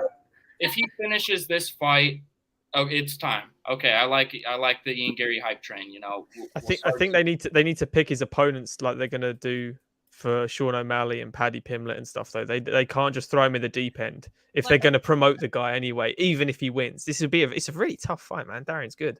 I really rate Darian Weeks. And again, I thought he beat Brian Barberena. Yeah, Weeks. I mean, his brother. I watched his he's dangerous, man. Fight, and his brother. And then Weeks' brother Jacob got his arm pretzeled in February. Sub defense in the week is weak in the family. He fought a really fucking good guy, his brother. Yeah, I mean, I'm seeing pics in the chat all over the place. I saw a knockout 3rd round for Weeks. I saw a decision for Gary. I saw a submission for Gary. I've seen a couple submissions for Gary. I've seen a knockout for Gary. So yeah, it should be an interesting one. The price on Gary is pretty high.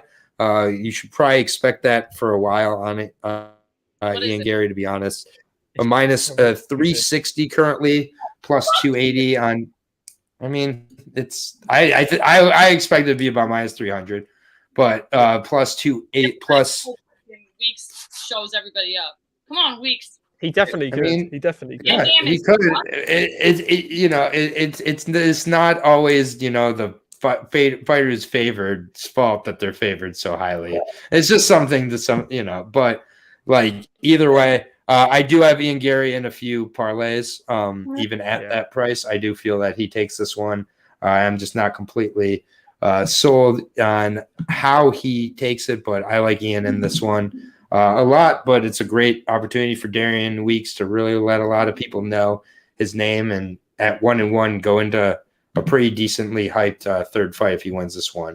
If you want to put it black and white, you could just say Ian Gary's a much more powerful technical striker with incredible grappling. Darian Weeks has an overhand right with really good wrestling. Like that's the black and white of it. Grappling in his last fight against Jordan Williams. Did you see any grappling off his most recent fight?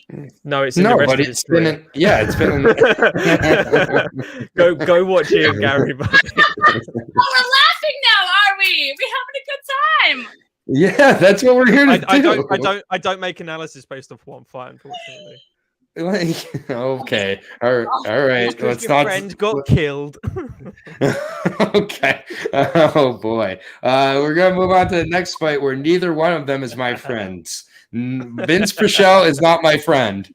Mark Madsen is not my friend. So therefore, we can have no accusations. I'm mad because my friend got killed in this fight. I've got a thing for this should be moustaches, so don't upset me. I got a thing for handlebar mustaches, so we're in this together. Yeah. But Mark Madsen, the Olympian out of Denmark, 11-0. Yeah, I mean, coming off of a pretty close fight with Clay Guida, really close fight. I don't know if he won the fight with Clay Guida. That was how close it was.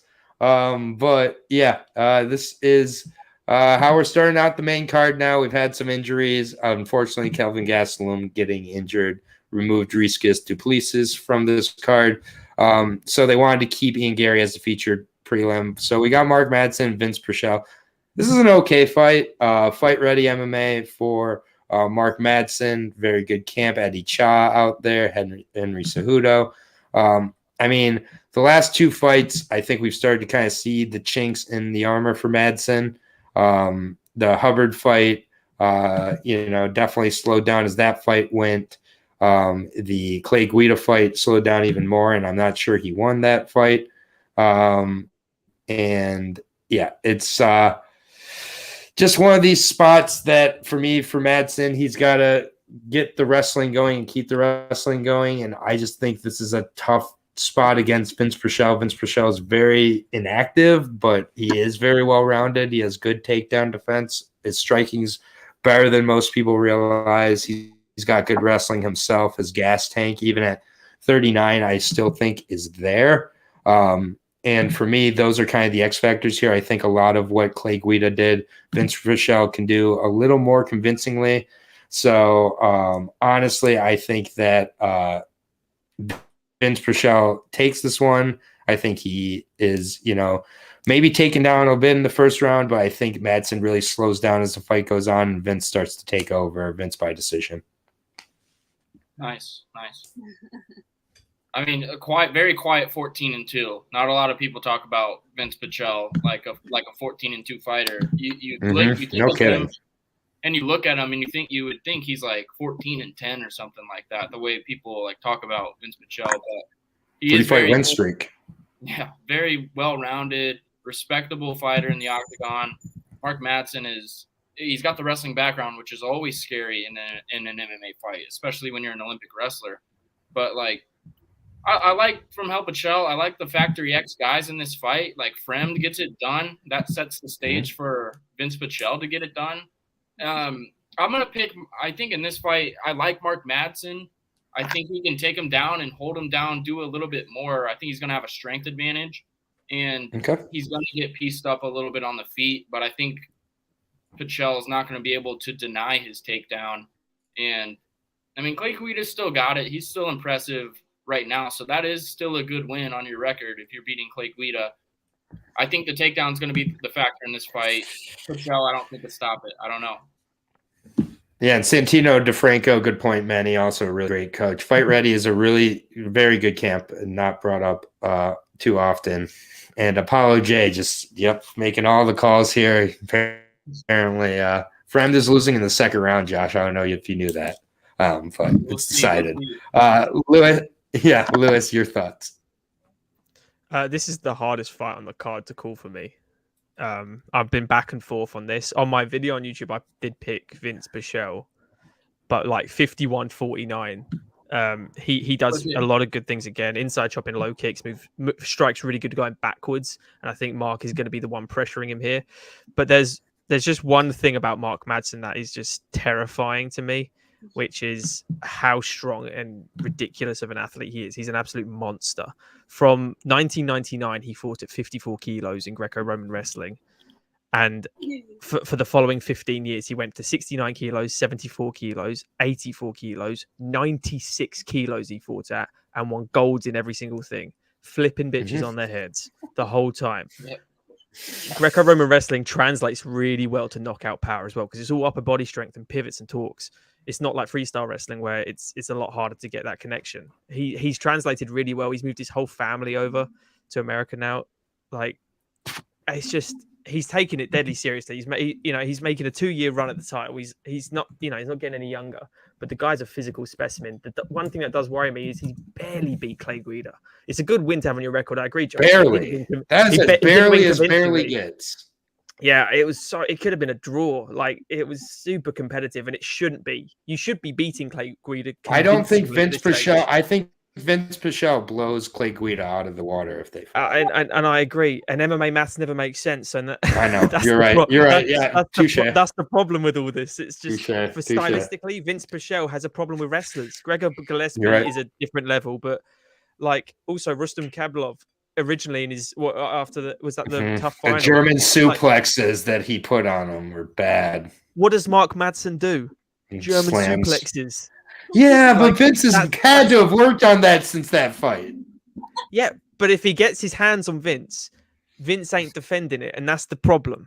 If Mark, he's not using the armchair here. This right here is that's the answer. He doesn't have MMA cardio. My final point written down is after 10 minutes, he starts slowing down dramatically. Vince does not. So if he banks 2 rounds against Vince, and Vince got to put him away, but I don't know. I'm still 51-49 with Vince here. I think he's a better mixed martial artist. And that's it. It's mixed martial arts and wrestling. So all right. It's tough though. It's real. Go with who you want, but I'm scared to bet on this one. I'm feeling shaky. This is one I thought I was feeling good about, and now suddenly, Bunny, what are your thoughts on this one? I put a circle around Mark and that, but here you guys, I'm never sure after these fucking breakdowns, but I'm gonna go with Mark. Well, that's not what we want to be saying. We want to be saying we're sure after these breakdowns. We're sure. Not that we're unsure after the information. Mark is my pick. It's going to decision. This is what I wrote, and that's what I'm sticking with. All right, we are split. We are split here. It's very, very closely lined. -125 to Vince, plus 105 to the Olympian Mark Madsen, undefeated. Apollo saying Bunny and Josh, the only ones that are credible. All right, that's fair enough. Welcome to the Bunny and Josh hour. But yeah, that's we are on to the fight before the first of 3 main events. That's what I'm calling tonight, because there are going to be 3 main events we're covering. So I guess this would make this technically the co-main event in the 115-pound division. Tisha Torres, the Tiny Tornado, taking on Mackenzie Dern, a very popular Brazilian Jiu-Jitsu black belt, who came up short against my girl Marina Rodriguez her last time out. So sad. But too. Yep, Marina is dope. I can't wait to see who she fights next. But Tisha Torres, I'll be breaking down first here. 13-5 for the Tiny Tornado. I just feel like I've been watching her entire MMA career. I can remember when she was back at atomweight with Invicta. And she's really come a long way and continues to really impress me with her kind of development. On a 3-fight win streak currently, 13-5 overall. Hasn't fought since August of last year. She's definitely staying in great shape for sure. Not exactly sure. Not sure where she's training at for this camp. But I don't believe it's American Top Team. Coming off of a pretty dominant unanimous decision of Angela Hill. I'm not a big Angela Hill fan, so always glad to see a non-controversial decision so that Angela Hill can't claim she won another decision that she didn't win. So that was nice. Thank you, Tisha, for doing that. Before that, the fight with Sam Hughes. Sam Hughes took it on very short notice, and she just outclassed Sam Hughes. And then Brianna Fortino, don't really know who she is, but losses coming to only the best of the best. 3 straight losses coming against Joanna Jędrzejczyk, Weili Zhang, and Marina Rodriguez, all going to decision. So she's very, very tough to finish. She's good everywhere. The biggest mark with Tisha Torres is she goes to a decision in all of her wins. It's just she's not exactly super lethal, but I mean, honestly, in the female divisions, I don't think that's exactly a bad thing. The Caitlin Chikagian decision bet works just fine. I think so can Tisha Torres decision bet. She knows what she has to avoid here against Mackenzie Dern. Mackenzie Dern doesn't have great takedowns. And if she does get this fight to the ground, I don't think she's going to get the fight to the ground a lot. So if Dern does get it to the ground, I think she's got to get her back or get a finish the time she gets it to the ground. I think Tisha's well-rounded enough, good enough jiu-jitsu, and I think on the feet she's just going to keep Dern away and keep her at bay. And I think this is Tisha Torres' decision all day. That's the bet to make. That's what I'm going with. We're going to go with Lewis to start this one off. Then we'll work our way around. But yeah, Tisha Torres decision. What? I think that's a smart bet, to be honest. I've been back and forth on this one as well. I do think if Mackenzie wins, it'll be submission. She's not going to decision Tisha Torres.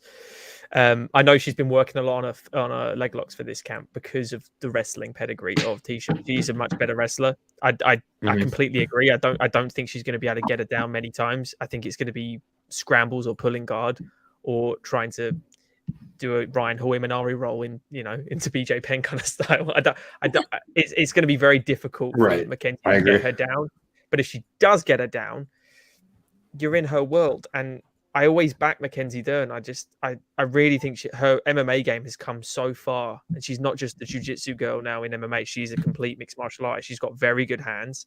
I don't think she should use them against Tisha, though. I think she should stick to being quite one-dimensional, to be honest. There's no point mixing in takedowns because, again, I don't think she's got the wrestling to take her down. I think I wouldn't be surprised if you do see a leg lock, to be honest with you. The smart money is betting Tisha by decision, 100%. My money's going to go on Tisha by decision. Yeah. My money's you're going on it? Yeah. So you got Mackenzie here. I got Mackenzie by a submission, yeah. Oh, okay. All right. Bunny, what's your thoughts on this one?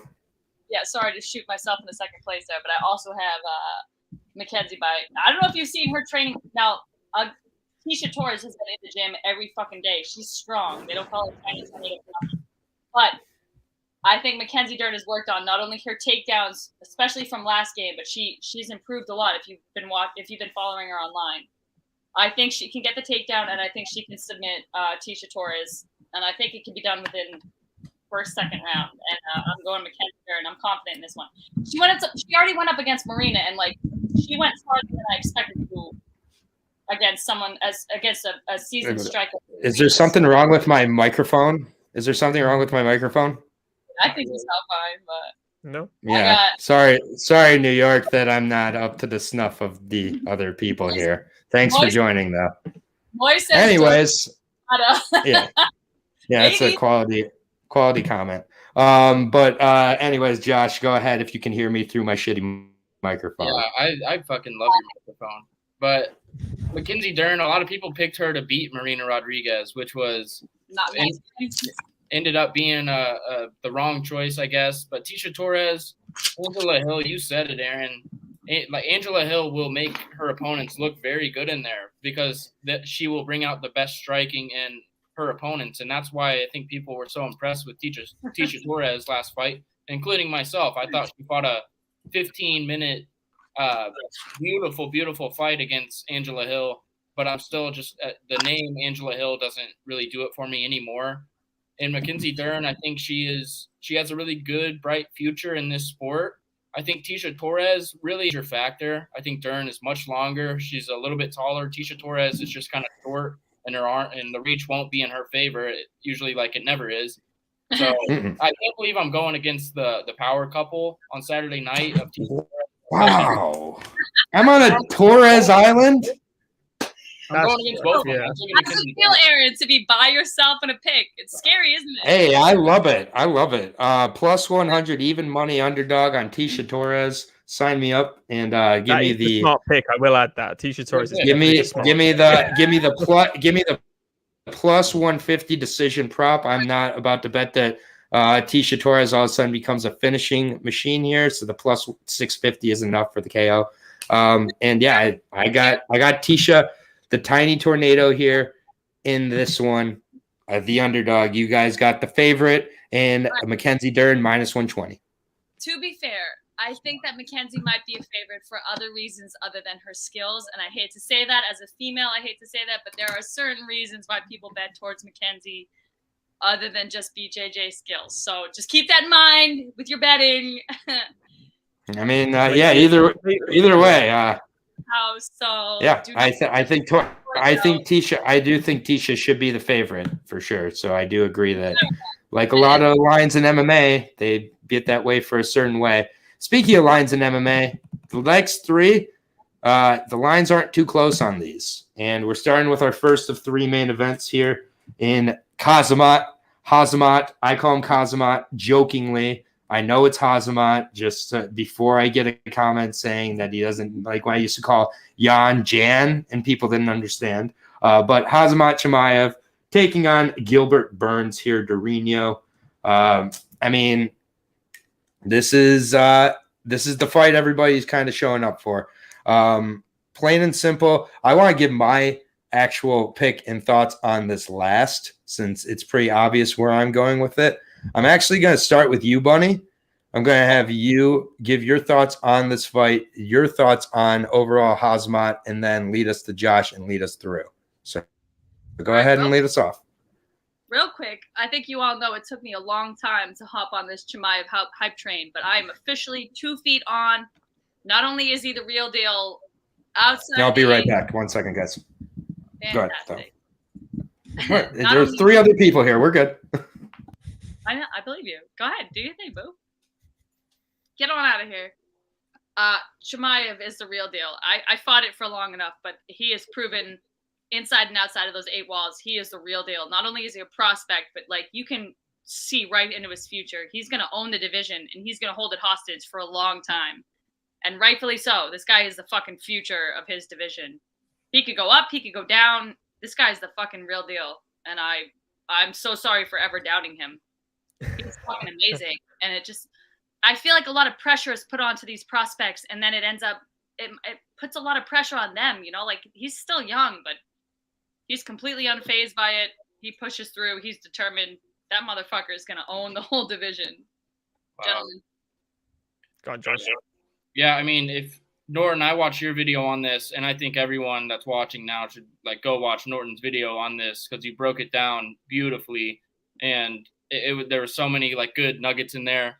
The line is crazy. The line is absolutely bonkers against Gilbert Burns. The disrespect is and the hype. I don't know if you're disrespecting Gilbert Burns and the hype is really there for Khamzat. What we've seen from him is he hasn't fought the competition that Burns has. He hasn't been up there, and this is, if he wins, he should fight Colby. It should be Gilbert, Colby, and then he should fight Usman for the title, in my opinion. With this line, and I'm saying this, I like Khamzat. I think he has a good chance of winning this fight. But if you're betting on this fight, you have to go with Gilbert Burns. The line is just crazy in favor of such a high-level opponent, or such a high-level guy in Gilbert Burns. The BJJ is there. I think Khamzat will have an advantage on the feet. And on the feet, he could knock him out. We've seen Gilbert Burns. Again, that was a long time ago and at 155. It's a very different fighter now. And I think on the feet is where Khamzat will potentially pull away. And I always think about the Mearshart fight, because Mearshart, that was just one of the most eye-opening things for me in terms of Khamzat's career. The fact that he put him away so easily and just stood on the cage and started screaming. That was a real, not a shocker, but it was real eye-opening in the fact that, holy shit, this guy he's dangerous. He's special. He's an amazing fighter. He's an amazing talent. But if you're putting money on it, you got to go Gilbert Burns here. You just have to. He's slept on too heavily, though, too, just because he's 35 and people, these new school fans forget about Burns, but you got to really do your research on this man. But I love this fight, though. Chimaev, I can't wait for this fucking fight. That's gonna be I amazing. think we all agree this should be the fucking main event, dude. Yeah. Like, more people are excited about this than TKZ has a bigger shot than Burns. But we'll see. Lewis, let's hear your breakdown. I can't wait.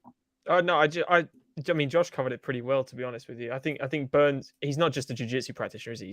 He's world champion level. I mean, the guy, he got Damian Maia off him no problem. Like, get off.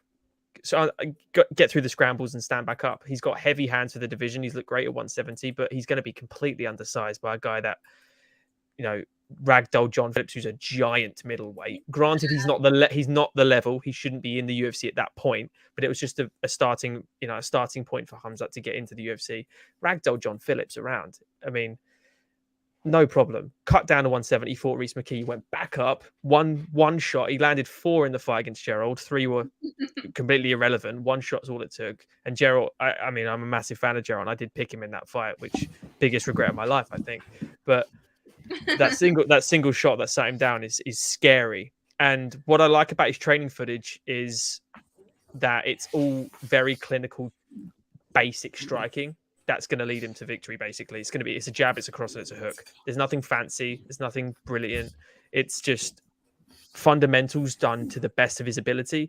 And his mentality is his biggest strength, because there's no doubt in the guy. He knows he's better, and he's just going to prove it easily. I think Burns, he's going to be very undersized. And if he takes a shot like just that power shot that he dealt against Meerschaert, I don't think Burns is going to survive something like that. He got sat down with a jab by Usman, who's got rickety old shoulders now. So I think similar to you as well, Bunny. I think he could hold the division hostage, but I think he's the guy that's going to seek complete greatness. If he got the belt, he'd jump up a weight class, fight the champ, and then jump up another weight class and try and make something no one's ever done. I think he's got that kind of mentality that. I think this is the scariest, most special individual I've ever seen in mixed martial arts, ever. And I can guarantee Aaron will agree with you there.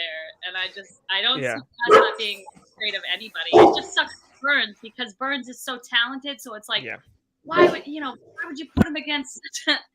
Oh, it just sucks for Burns, because it's not looking great. Yeah, I don't think Hamzat's going to go to the floor.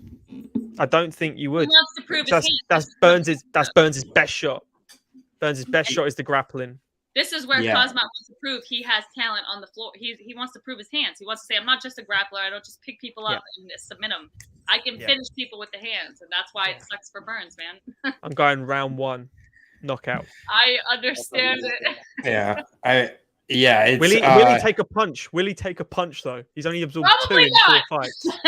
2 hits in 4 fights. Yeah, it's the biggest. Fucking mental. Right, let's let Aaron about his boy.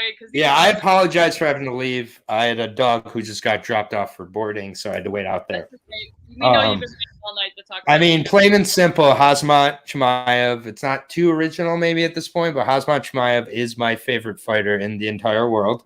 I don't think there's a better fighter. I would favor him against Israel Adesanya. I would favor him against Kamaru Usman. I am certainly favoring him against the bloated, big 155er, 36-year-old Gilbert Durinho Burns. I think that the banking on Khamzat gassing, that's not how he's going to lose this fight, is by gassing. Because if one of these people is gassing, it's Burns. I mean, this is everywhere Khamzat wins this fight. I don't think Burns can take a shot from Khamzat at all. I think a straight right from Khamzat puts Burns down. No, we haven't seen how Khamzat reacts to damage, and we're not going to see it in this fight either. I think he will be willing to go to the ground as well with Burns, but I don't think it's going to get there. I think it's going to be finished on the feet. I think it's finished in round 1. And if Burns wins this fight, Burns deserves all of the credit in the world. He deserves an immediate title shot. Sorry, Leon Edwards. He does. And if Burns does win this fight, which I don't think that he will, obviously. If Burns wins this fight, he deserves fucking credit for this fight if he wins it. It's not a busted hype train. Burns will have earned this win. Chimaev is a real deal. He is as good as it gets at 170, at 185, and he will eventually be the 205 champ as well.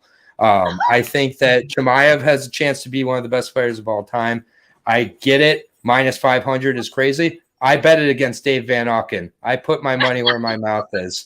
And, if I'm wrong, fine.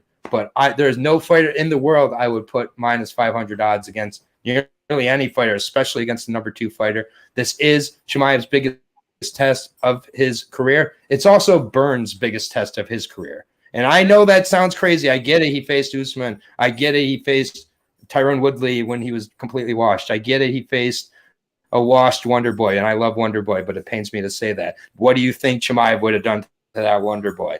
Chimaev is knocking out Gilbert Burns inside of the first round. Aaron has been waiting all day to talk about this one fight.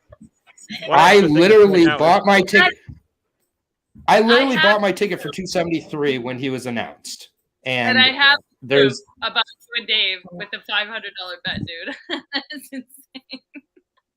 Yep. Hey, you know what? If there's one person I'd rather give $500 to over the bookies, it'd be the guy with 4 kids and Dave. I love it so much. I was gonna say one thing to point out is just as well about Khamzat is even if the fights aren't there. Justin, thoughts on Justin's comment here, buddy? No, Justin, I never shook on that shit. Maya is winning, so it's not happening.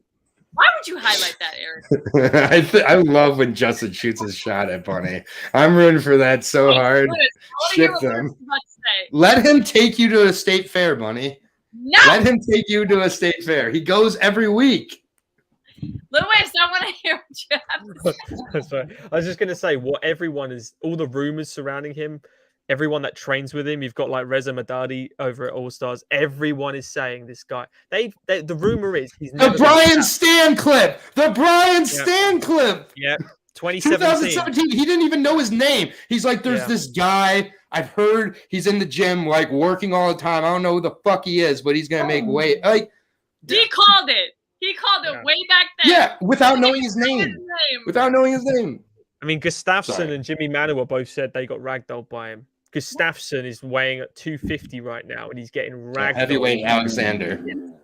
It's just like Reza Madadi said it the best though. He just said like this guy's special. He's never allegedly never even been tapped in the gym.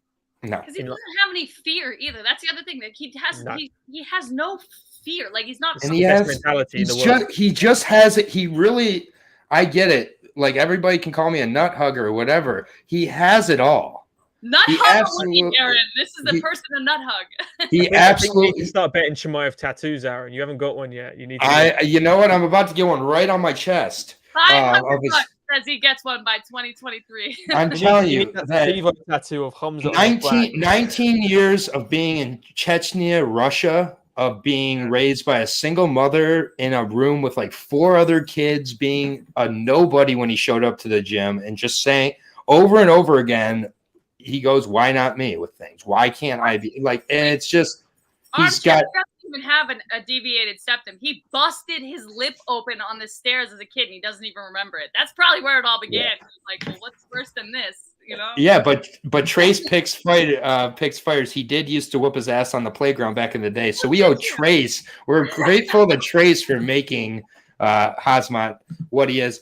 I've never seen anything like this. I've never felt this way about a fighter. The closest to a fighter I felt this way about is Anderson Silva during his rise. And after I saw him against Chris Lieben, I did pretty much get all in on Anderson Silva. Then there's the Rich Franklin fights, and this is another level. You know, I just really think that, you know, if Burns wins this fight, it is one hell of a win for Burns. And I'd be beyond shocked. I would be in stunned silence through the next 2 title fights live there. I hate saying this, but I just don't see Khamzat losing. And I'm not sure when I'm going to see that happening, but I do. And I know unbeatable in MMA, all of the above. I understand all that. I've said about every fighter from Ian Gary to Connor to everybody else. I don't see there's nobody I see beating Khamzat right now. I do not believe it's bravado what he's saying. I believe Khamzat truly believes it.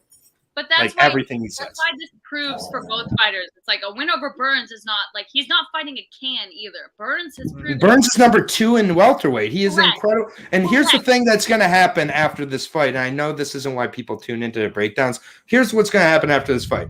If Khamzat wins, he beat a bloated 155er who's old, who already got cracked by Kamaru and doesn't really prove anything. And he needs to beat Colby before he gets a title shot. Give it to Leon Edwards. And those are like the things you're going to hear, unless Khamzat, and even if Khamzat comes out here and does the Li Jiang thing, does the Gerald Mearshart, then it's discrediting the opponent. If Burns wins, bloated, Khamzat was unproven, he's a hype train, all this, it really sucks for whoever wins this fight. They're not going to get the credit they deserve. Both these guys are 2 of the best at 170. And Khamzat is a minus 500 favorite. Yes, that might be incorrect. He should be minus 300. He should be a minus 300 against Gilbert Burns, people. That is incredible. Yeah. That is incredible. Do you remember what Usman was against Burns? Minus 280. Yo, can you Says everything. Yeah. Aaron, can you respond to That's Trey? fine. Exactly. Respond to this shit, please. Respond to this shit. Because What? I need you. I mean, why? He's trolling. Like it's you know, everybody knows. No, everybody knows Khamzat has no chance against fat ass Pimplet. Also, I love Patty Pimplet. I'm gonna come out and say it. I love the guy. Sorry, like I love Patty Pimplet.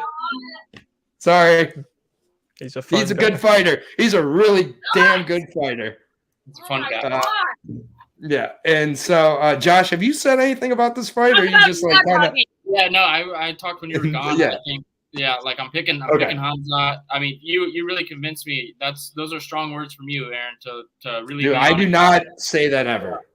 I I've know. never said That's it why about I'm like, damn, that's it's a lot of trust, and you're a guy that I think people can trust with their betting and impressive, like maybe the best talent since Anderson Silva. That's nuts. But if you're betting it, bet Burns. If you're betting it, bet Burns. Even if it's just all right. Yeah, I mean, Yeah, you're not going to get anything if you just bet Khamzat, are you? yeah, I mean, I am purely doing it to prove a point. That's why I made the bet with Dave Van Auken. So Dave, minus 500 odds I gave you. I'm not scared, buddy. I'm not scared. I'm going to enjoy that $100. Well earned. No, I like Well it. earned. Yeah. There's no way you're paying Dave $500. Like, Khamzat. I love birds, so like, Yeah, smash. He just smash. I've never. Again, like you can save all the comments saying I'm a nut hugger. I'm all over this guy. I'm blind. You're right. Nope. You're right. Listen, I've never Patty, felt this way about a fighter. Patty. Oh, I know. I'm saying if anybody accuses me with Khamzat, that's fine. I would be like, yep. And what? Like, if there are nuts to be hugged in this sport, it's his. And Correct. I look forward to seeing this fight with Burns. If Burns wins, you know what? I'm gonna be like distraught, but I'm also gonna fall so much more in love with this sport of MMA because being wrong, while it sucks, I would miss out on $500 and like a whole bunch else with the parlay season. I would once again be reminded that MMA is the most unpredictable sport in the world, and that's completely fine with me too. I'm not hedging at all. Khamzat's fucking up Burns, so let me make that clear.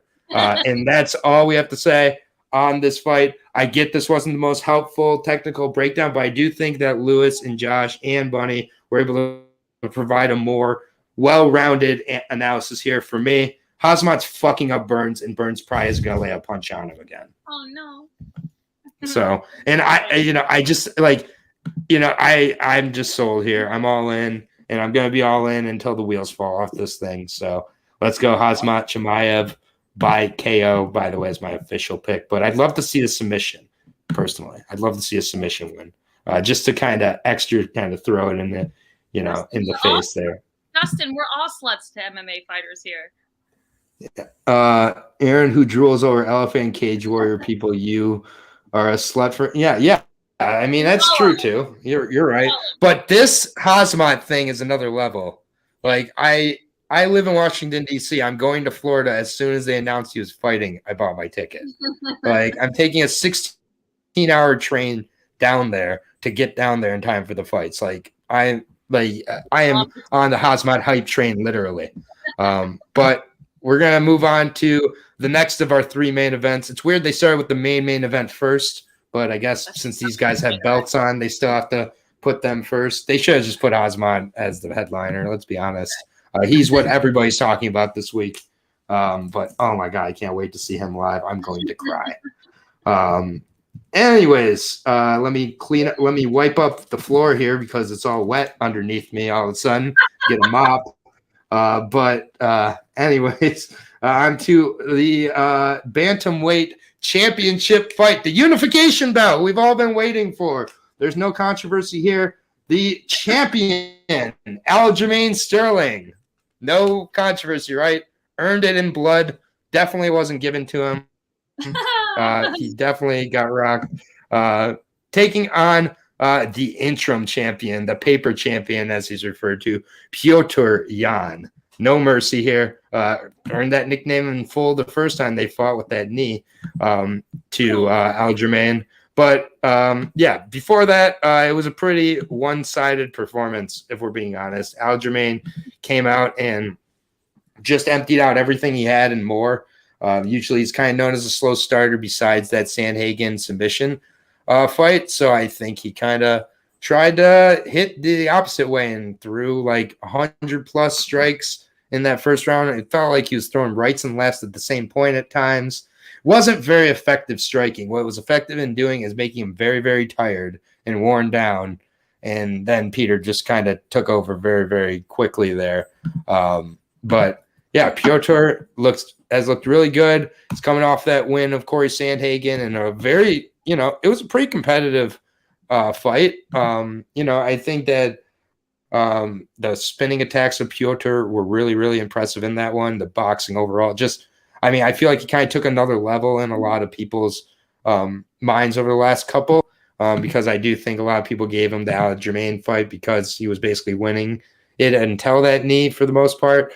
The Jose Aldo fight was very impressive. Jose Aldo had his moments, though, in the fight. Petr had to dig pretty deep there, and he got the finish in the 5th round. Everybody's been put in front of. He's done really well with. Well-rounded, good everywhere. He's trained over at Tiger Muay Thai for this camp. So definitely always like that. He's going to come into this fight very, very confident. Aljamain's been off with spinal surgery since last year. I do think it was a legit injury he was off with as well. And credit for him for taking his time getting back. Honestly, I think this fight's closer than the odds are putting the fight at. I'll say that much. The first time around, I think there was a reason this was pretty close at -130 plus 105 with Aljamain being the slight underdog. And now all of a sudden, Petr Yan is like a -400 favorite, -500 favorite. I think that's a little out of line here. It's really keeping me from betting this too much. I don't think that Aljamain ends up having much of a shot in this one, unfortunately.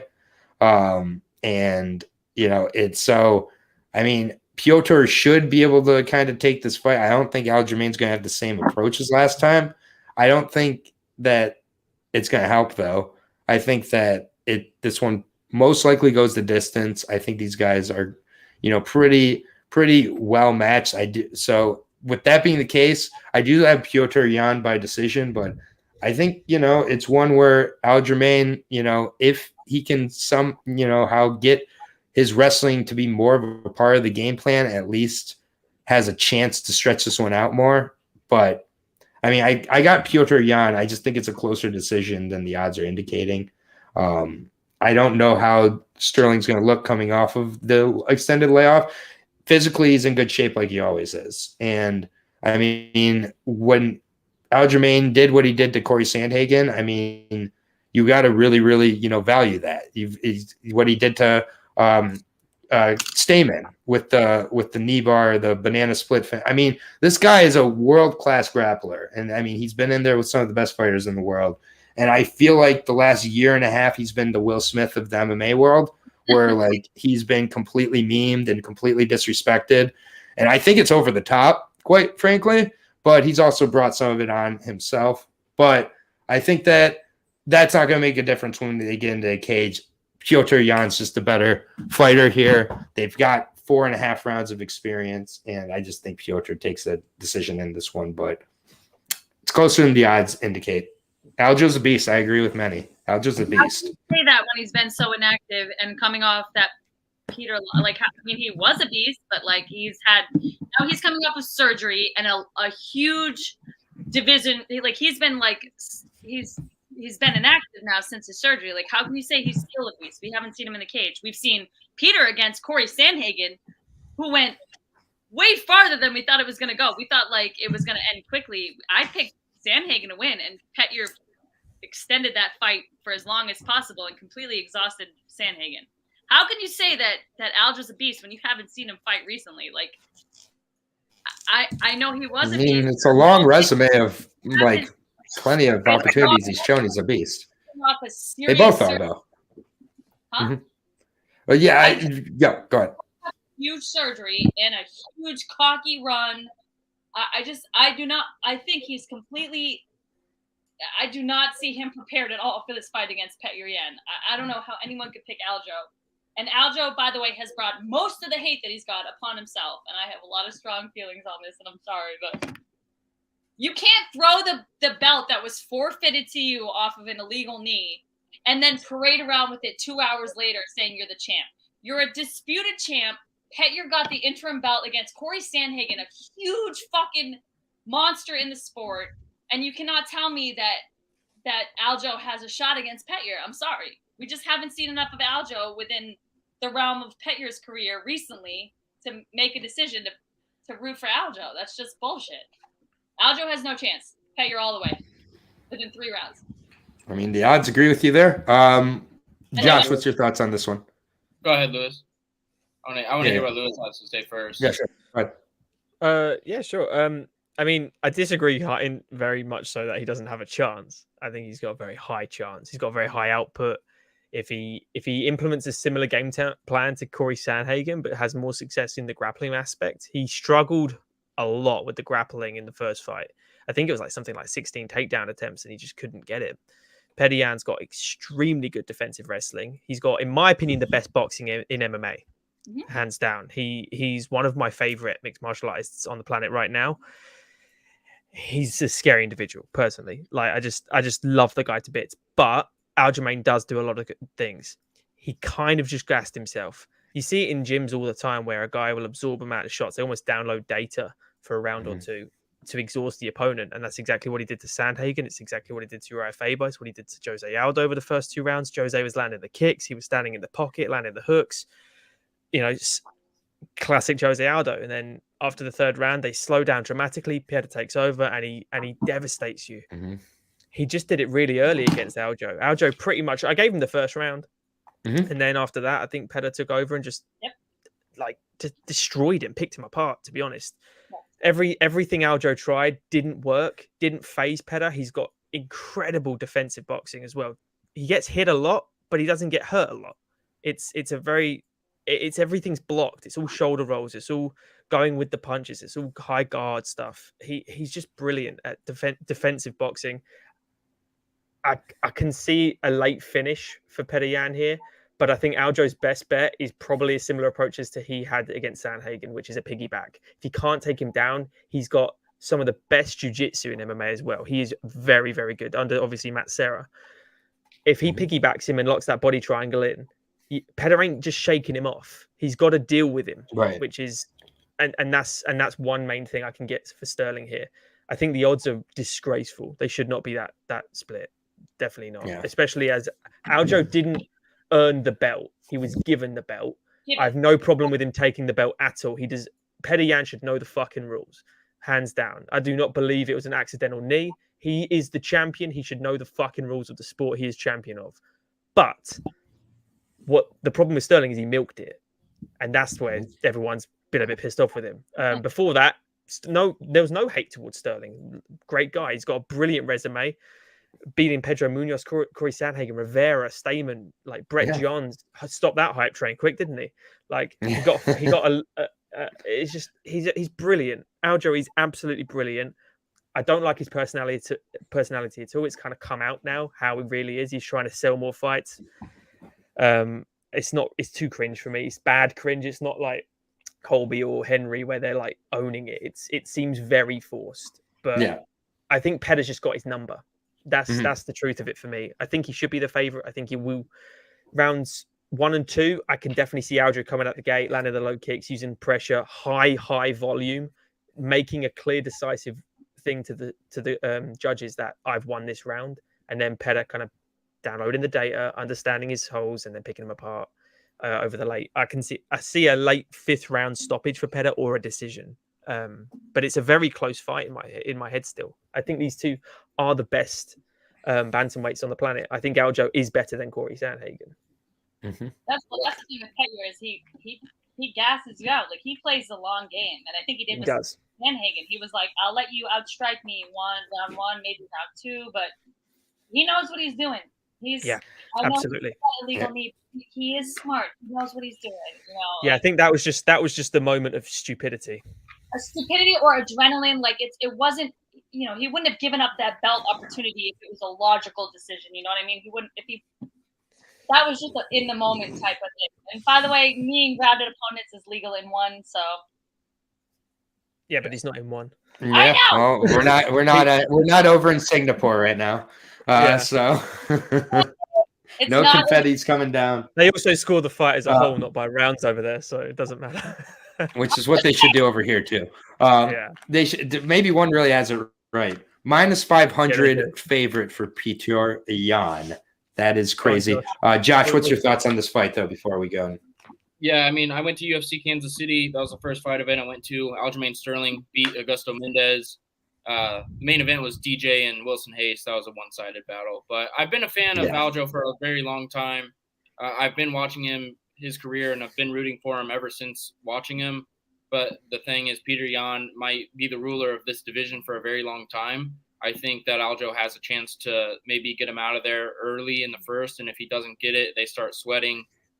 Peter Yan's going to start to slowly take over. His striking is some of the best we've ever seen at that division.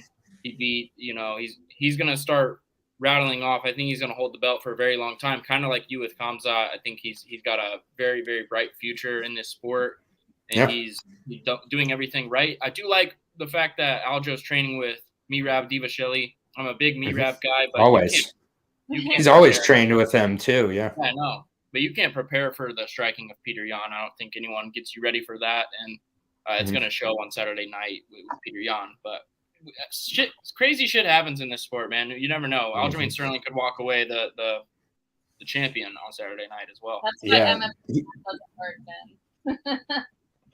I mean, yeah, but either way, I do think the odds are keeping me from playing this honestly too much. I think it's closer than a -500 type of occurrence here, and it should be a good fight. Aljo got his toes in the cage against Sandhagen. Apparently, I'll have to go back and watch that closer. I haven't noticed that before, to be honest, but maybe it's there. Clutching at straws. Sandhagen has no drip. Yeah, that is really like we're comparing like a knee to a downed opponent to some toes temper. Like, man, people, the hate for Aljo is so strong. The hate for Aljo, it's like a deep-seated hate from people that they need to be honest with themselves about what's really going on. Plus 370 on Aljo, -500 on Purchau Jan. I mean, we all have Jan. I'm the least confident in him of us. Aljo could shock the world. I mean, he really could. Any of these three could shock the world of the big underdogs in the main 3. Maybe it doesn't happen. Maybe one of them happens. I don't know. All right. I have to leave before the main event, so good luck with the rest of the card. I hope your picks win. Wait, we're in the last card. Okay.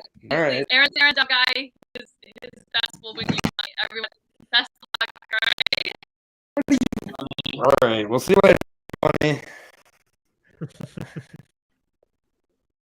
Okay. Anyways, we're on to the main here. All right. Whatever. Alexander Volkanovski versus Chan Sung Jung, also known as Korean Zombie. What the fuck, dude? Like, anyways. That's great. Featherweight title fight here. Chan Sung Jung, now 35 years old. A lot of the highlights we're seeing of him are from when he's in his 20s, like against Dustin Poirier, getting the twister against Leonard Garcia. He lost his debut to Leonard Garcia way back in the day. Yeah. I mean, I don't really know why he's in this title fight. Someone had to be in it.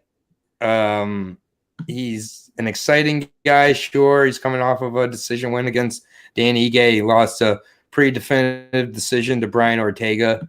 Brian Ortega beat him up pretty good in that fight. I mean, to me, it's a little bit disappointing. What is that? 50-45, didn't he? Yeah, at least. I mean, it's a little disappointing to end the card with a fight like this. I do think, at this point, Volkanovski is just so much better than Chan Sung Jung. I really do think that Chan Sung Jung has a puncher's chance, and that's about it. I think that Volkanovski obviously has shown he has some of the best submission defense in the world. His striking is incredibly underrated. His wrestling is incredibly powerful.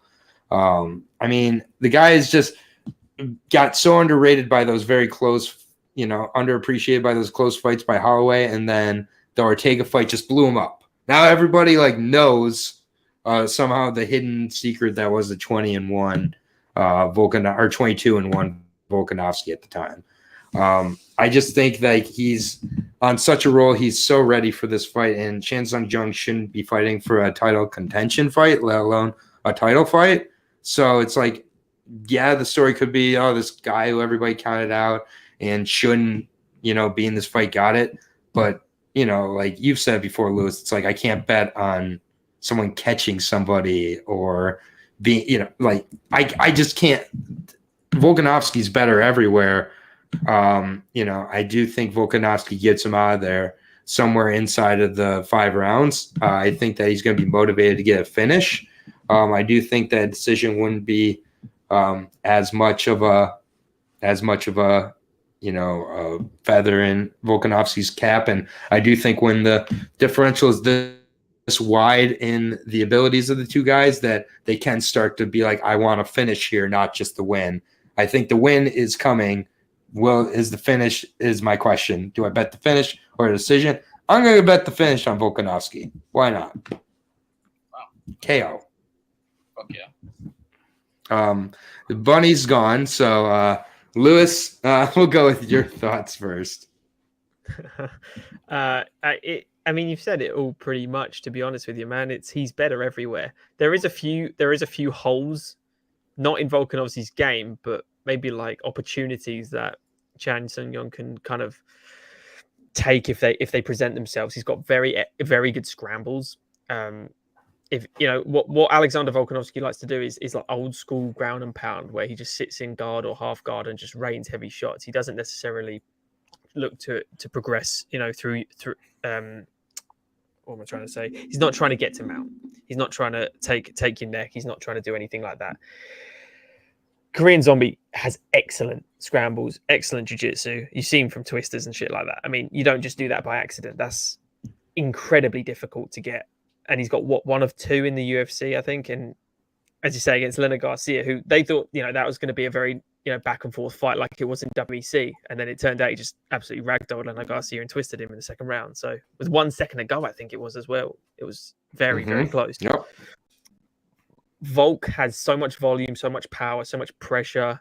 He's physically a monster for the weight class. The takedown defense he shows, flawless against Mendez, knocked him out as well. So he's got power, but again, he doesn't get a lot of knockouts, which makes me think, can he knock out Chan Sung Jung because he's very hittable? Maybe. He doesn't land high volume shots to knock you out. He kind of sets you up for that one power shot like he did against Mendez, but again, I think he lost the second Max Holloway fight still. I stand by that. Yeah. Oh, yeah. I think Brian Ortega, he had every opportunity to win that fight, and you just Volkanovski showed why he's the champ in that fight. I really wanted Ortega to win, not because I don't like Alexander, but because I wanted someone else at the top just to mix in like the three best: Ortega, Holloway, and Volk, because I do think they are the best. I don't love this fight. Zombie is in there because Holloway got injured, and then that's it. It's just we needed someone. He was available for this time. There's no other reason behind it. He's won 3 out of the last 4, which is great.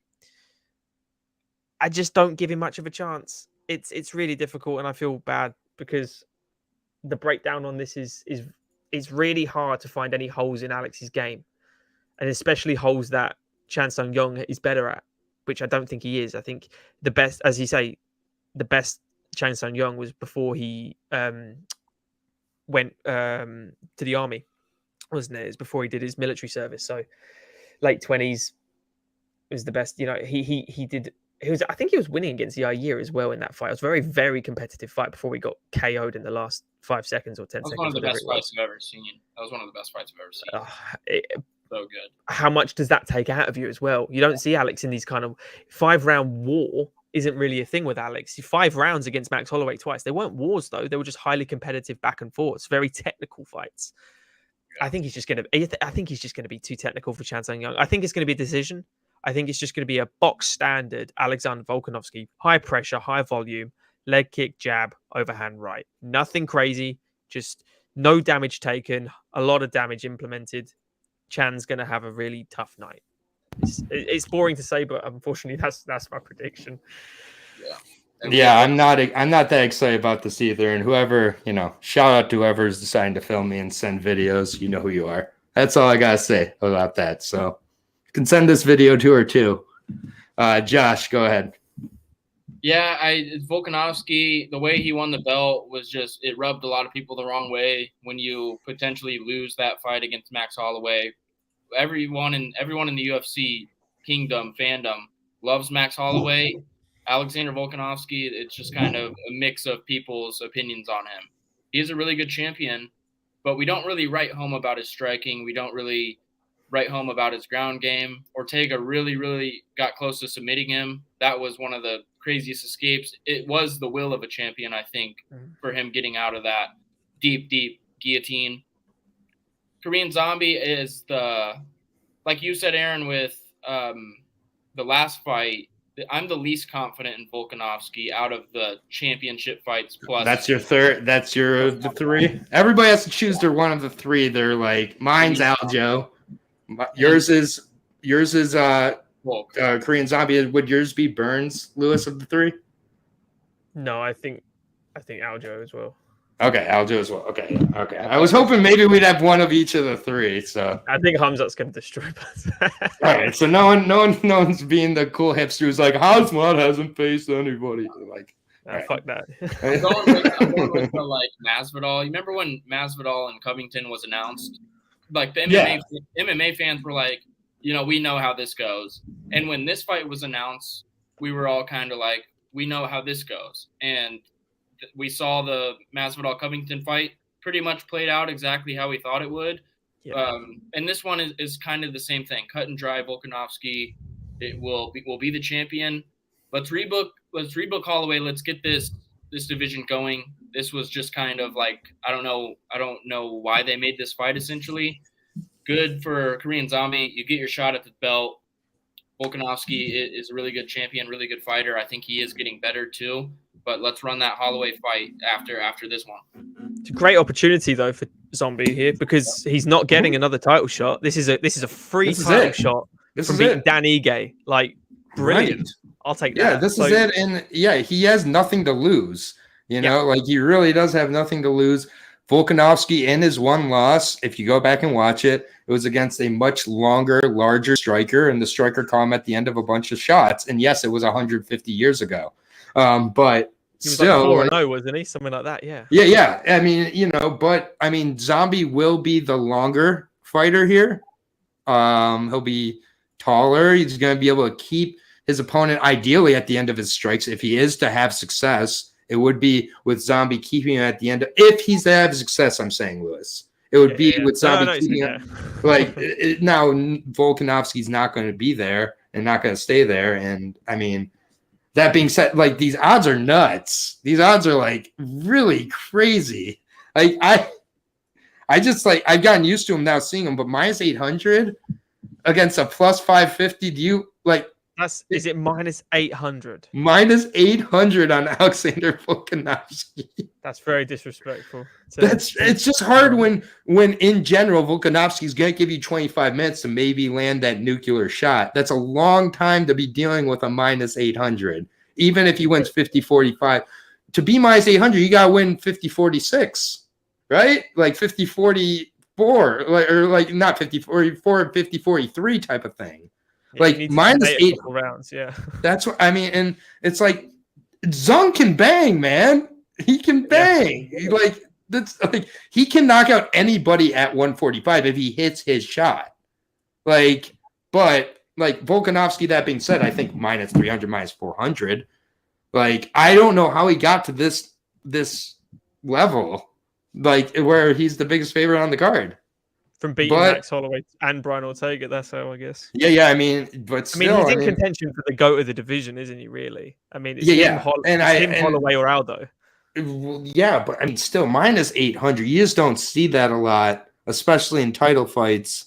Especially, I mean, it's like, yeah. It's just, that being said, give me Volkanovski, and I guess I'll say inside the distance. Yeah, but it's like you only proper live bet it. Yeah, that's exactly right, Armchair. I'm decision here. I mean, Volkanovski by decision is going to get you like a minus 600. Like I wonder what the Volkanovski decision price is, because it's probably minus 300, minus 400. Like everyone's making money off K Hanson today. Seriously, right? But Chico trying to call for the dog price. We're not going to listen to him though. We all got Volkanovski here. We none of us are shocking the world with any of the top three here. We got Aljo going down, we got Burns going down, and we got the Korean Zombie going down. So we've got all Aljo three. Definitely has the best chance, though, doesn't he? Out of the three, come on, he's got that. Would be my best shot. Josh thinks the Korean Zombie. He's right to his opinion there. I mean, either way, but should be a really great card. Appreciate Bunny stopping by. She had to go at the end, but it's all good there. Always appreciate having her on. Josh, appreciate you, man. Doing big things. Do you got any commentary coming up or anything? Hopefully May 21st, Fight Hard MMA down back in Springfield. Hopefully we'll run it again. So a couple. Are there ways for us to watch you?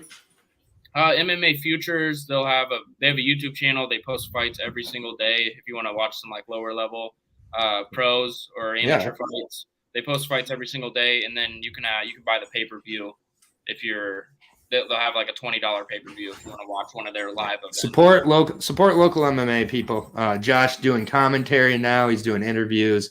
He's all over the place, man. He's doing analysis with us, so appreciate it, Josh. Lewis. Norton MMA. If you're not already following Norton MMA, please do so. Follow Rooted MMA as well for Josh's work as well. But yeah, Lewis always working hard, always doing the breakdowns. So check out Norton MMA. Anything coming up for you that you want to point out, Lewis? Or has been coming up? Only tomorrow I'm doing my MMA show with Peter Miller from Condition Nutrition, Nice. Who has a lot of fighters on his thing. He's got like Jake Hadley, Jordan Vucenic. They're all part of his program. So yeah, shoot us a question over on Instagram if you want it asked. I've got about 40 to ask him, and I've got about 40 minutes to talk to him. So it's the second one we're doing with him, but he's a great guy. Check him out. Yeah, great show. Seriously, appreciate Bunny making the time on. She had to dip at the end. It's all good. Appreciate the viewers, everybody. Besides one particular viewer. But besides that, we're all good. So the LFA 128 breakdown show, it's on the channel right now. Go check it out. Me and Lucky Locks break it down for 45 minutes. The LFA coming up on Friday. Really good LFA. So go check that out. It's some good information. And then there's no PFL Challenger Series. PFL starts up in a couple weeks on the 20th, 420. So we'll be back next week. With the breakdowns, whatever breakdowns come next week. So MMA keeps coming. For Aaron the Dog, for Josh, for Bunny, and Lewis, we are out until next time. Peace out, everybody. Keep taking care of each other out there. Later.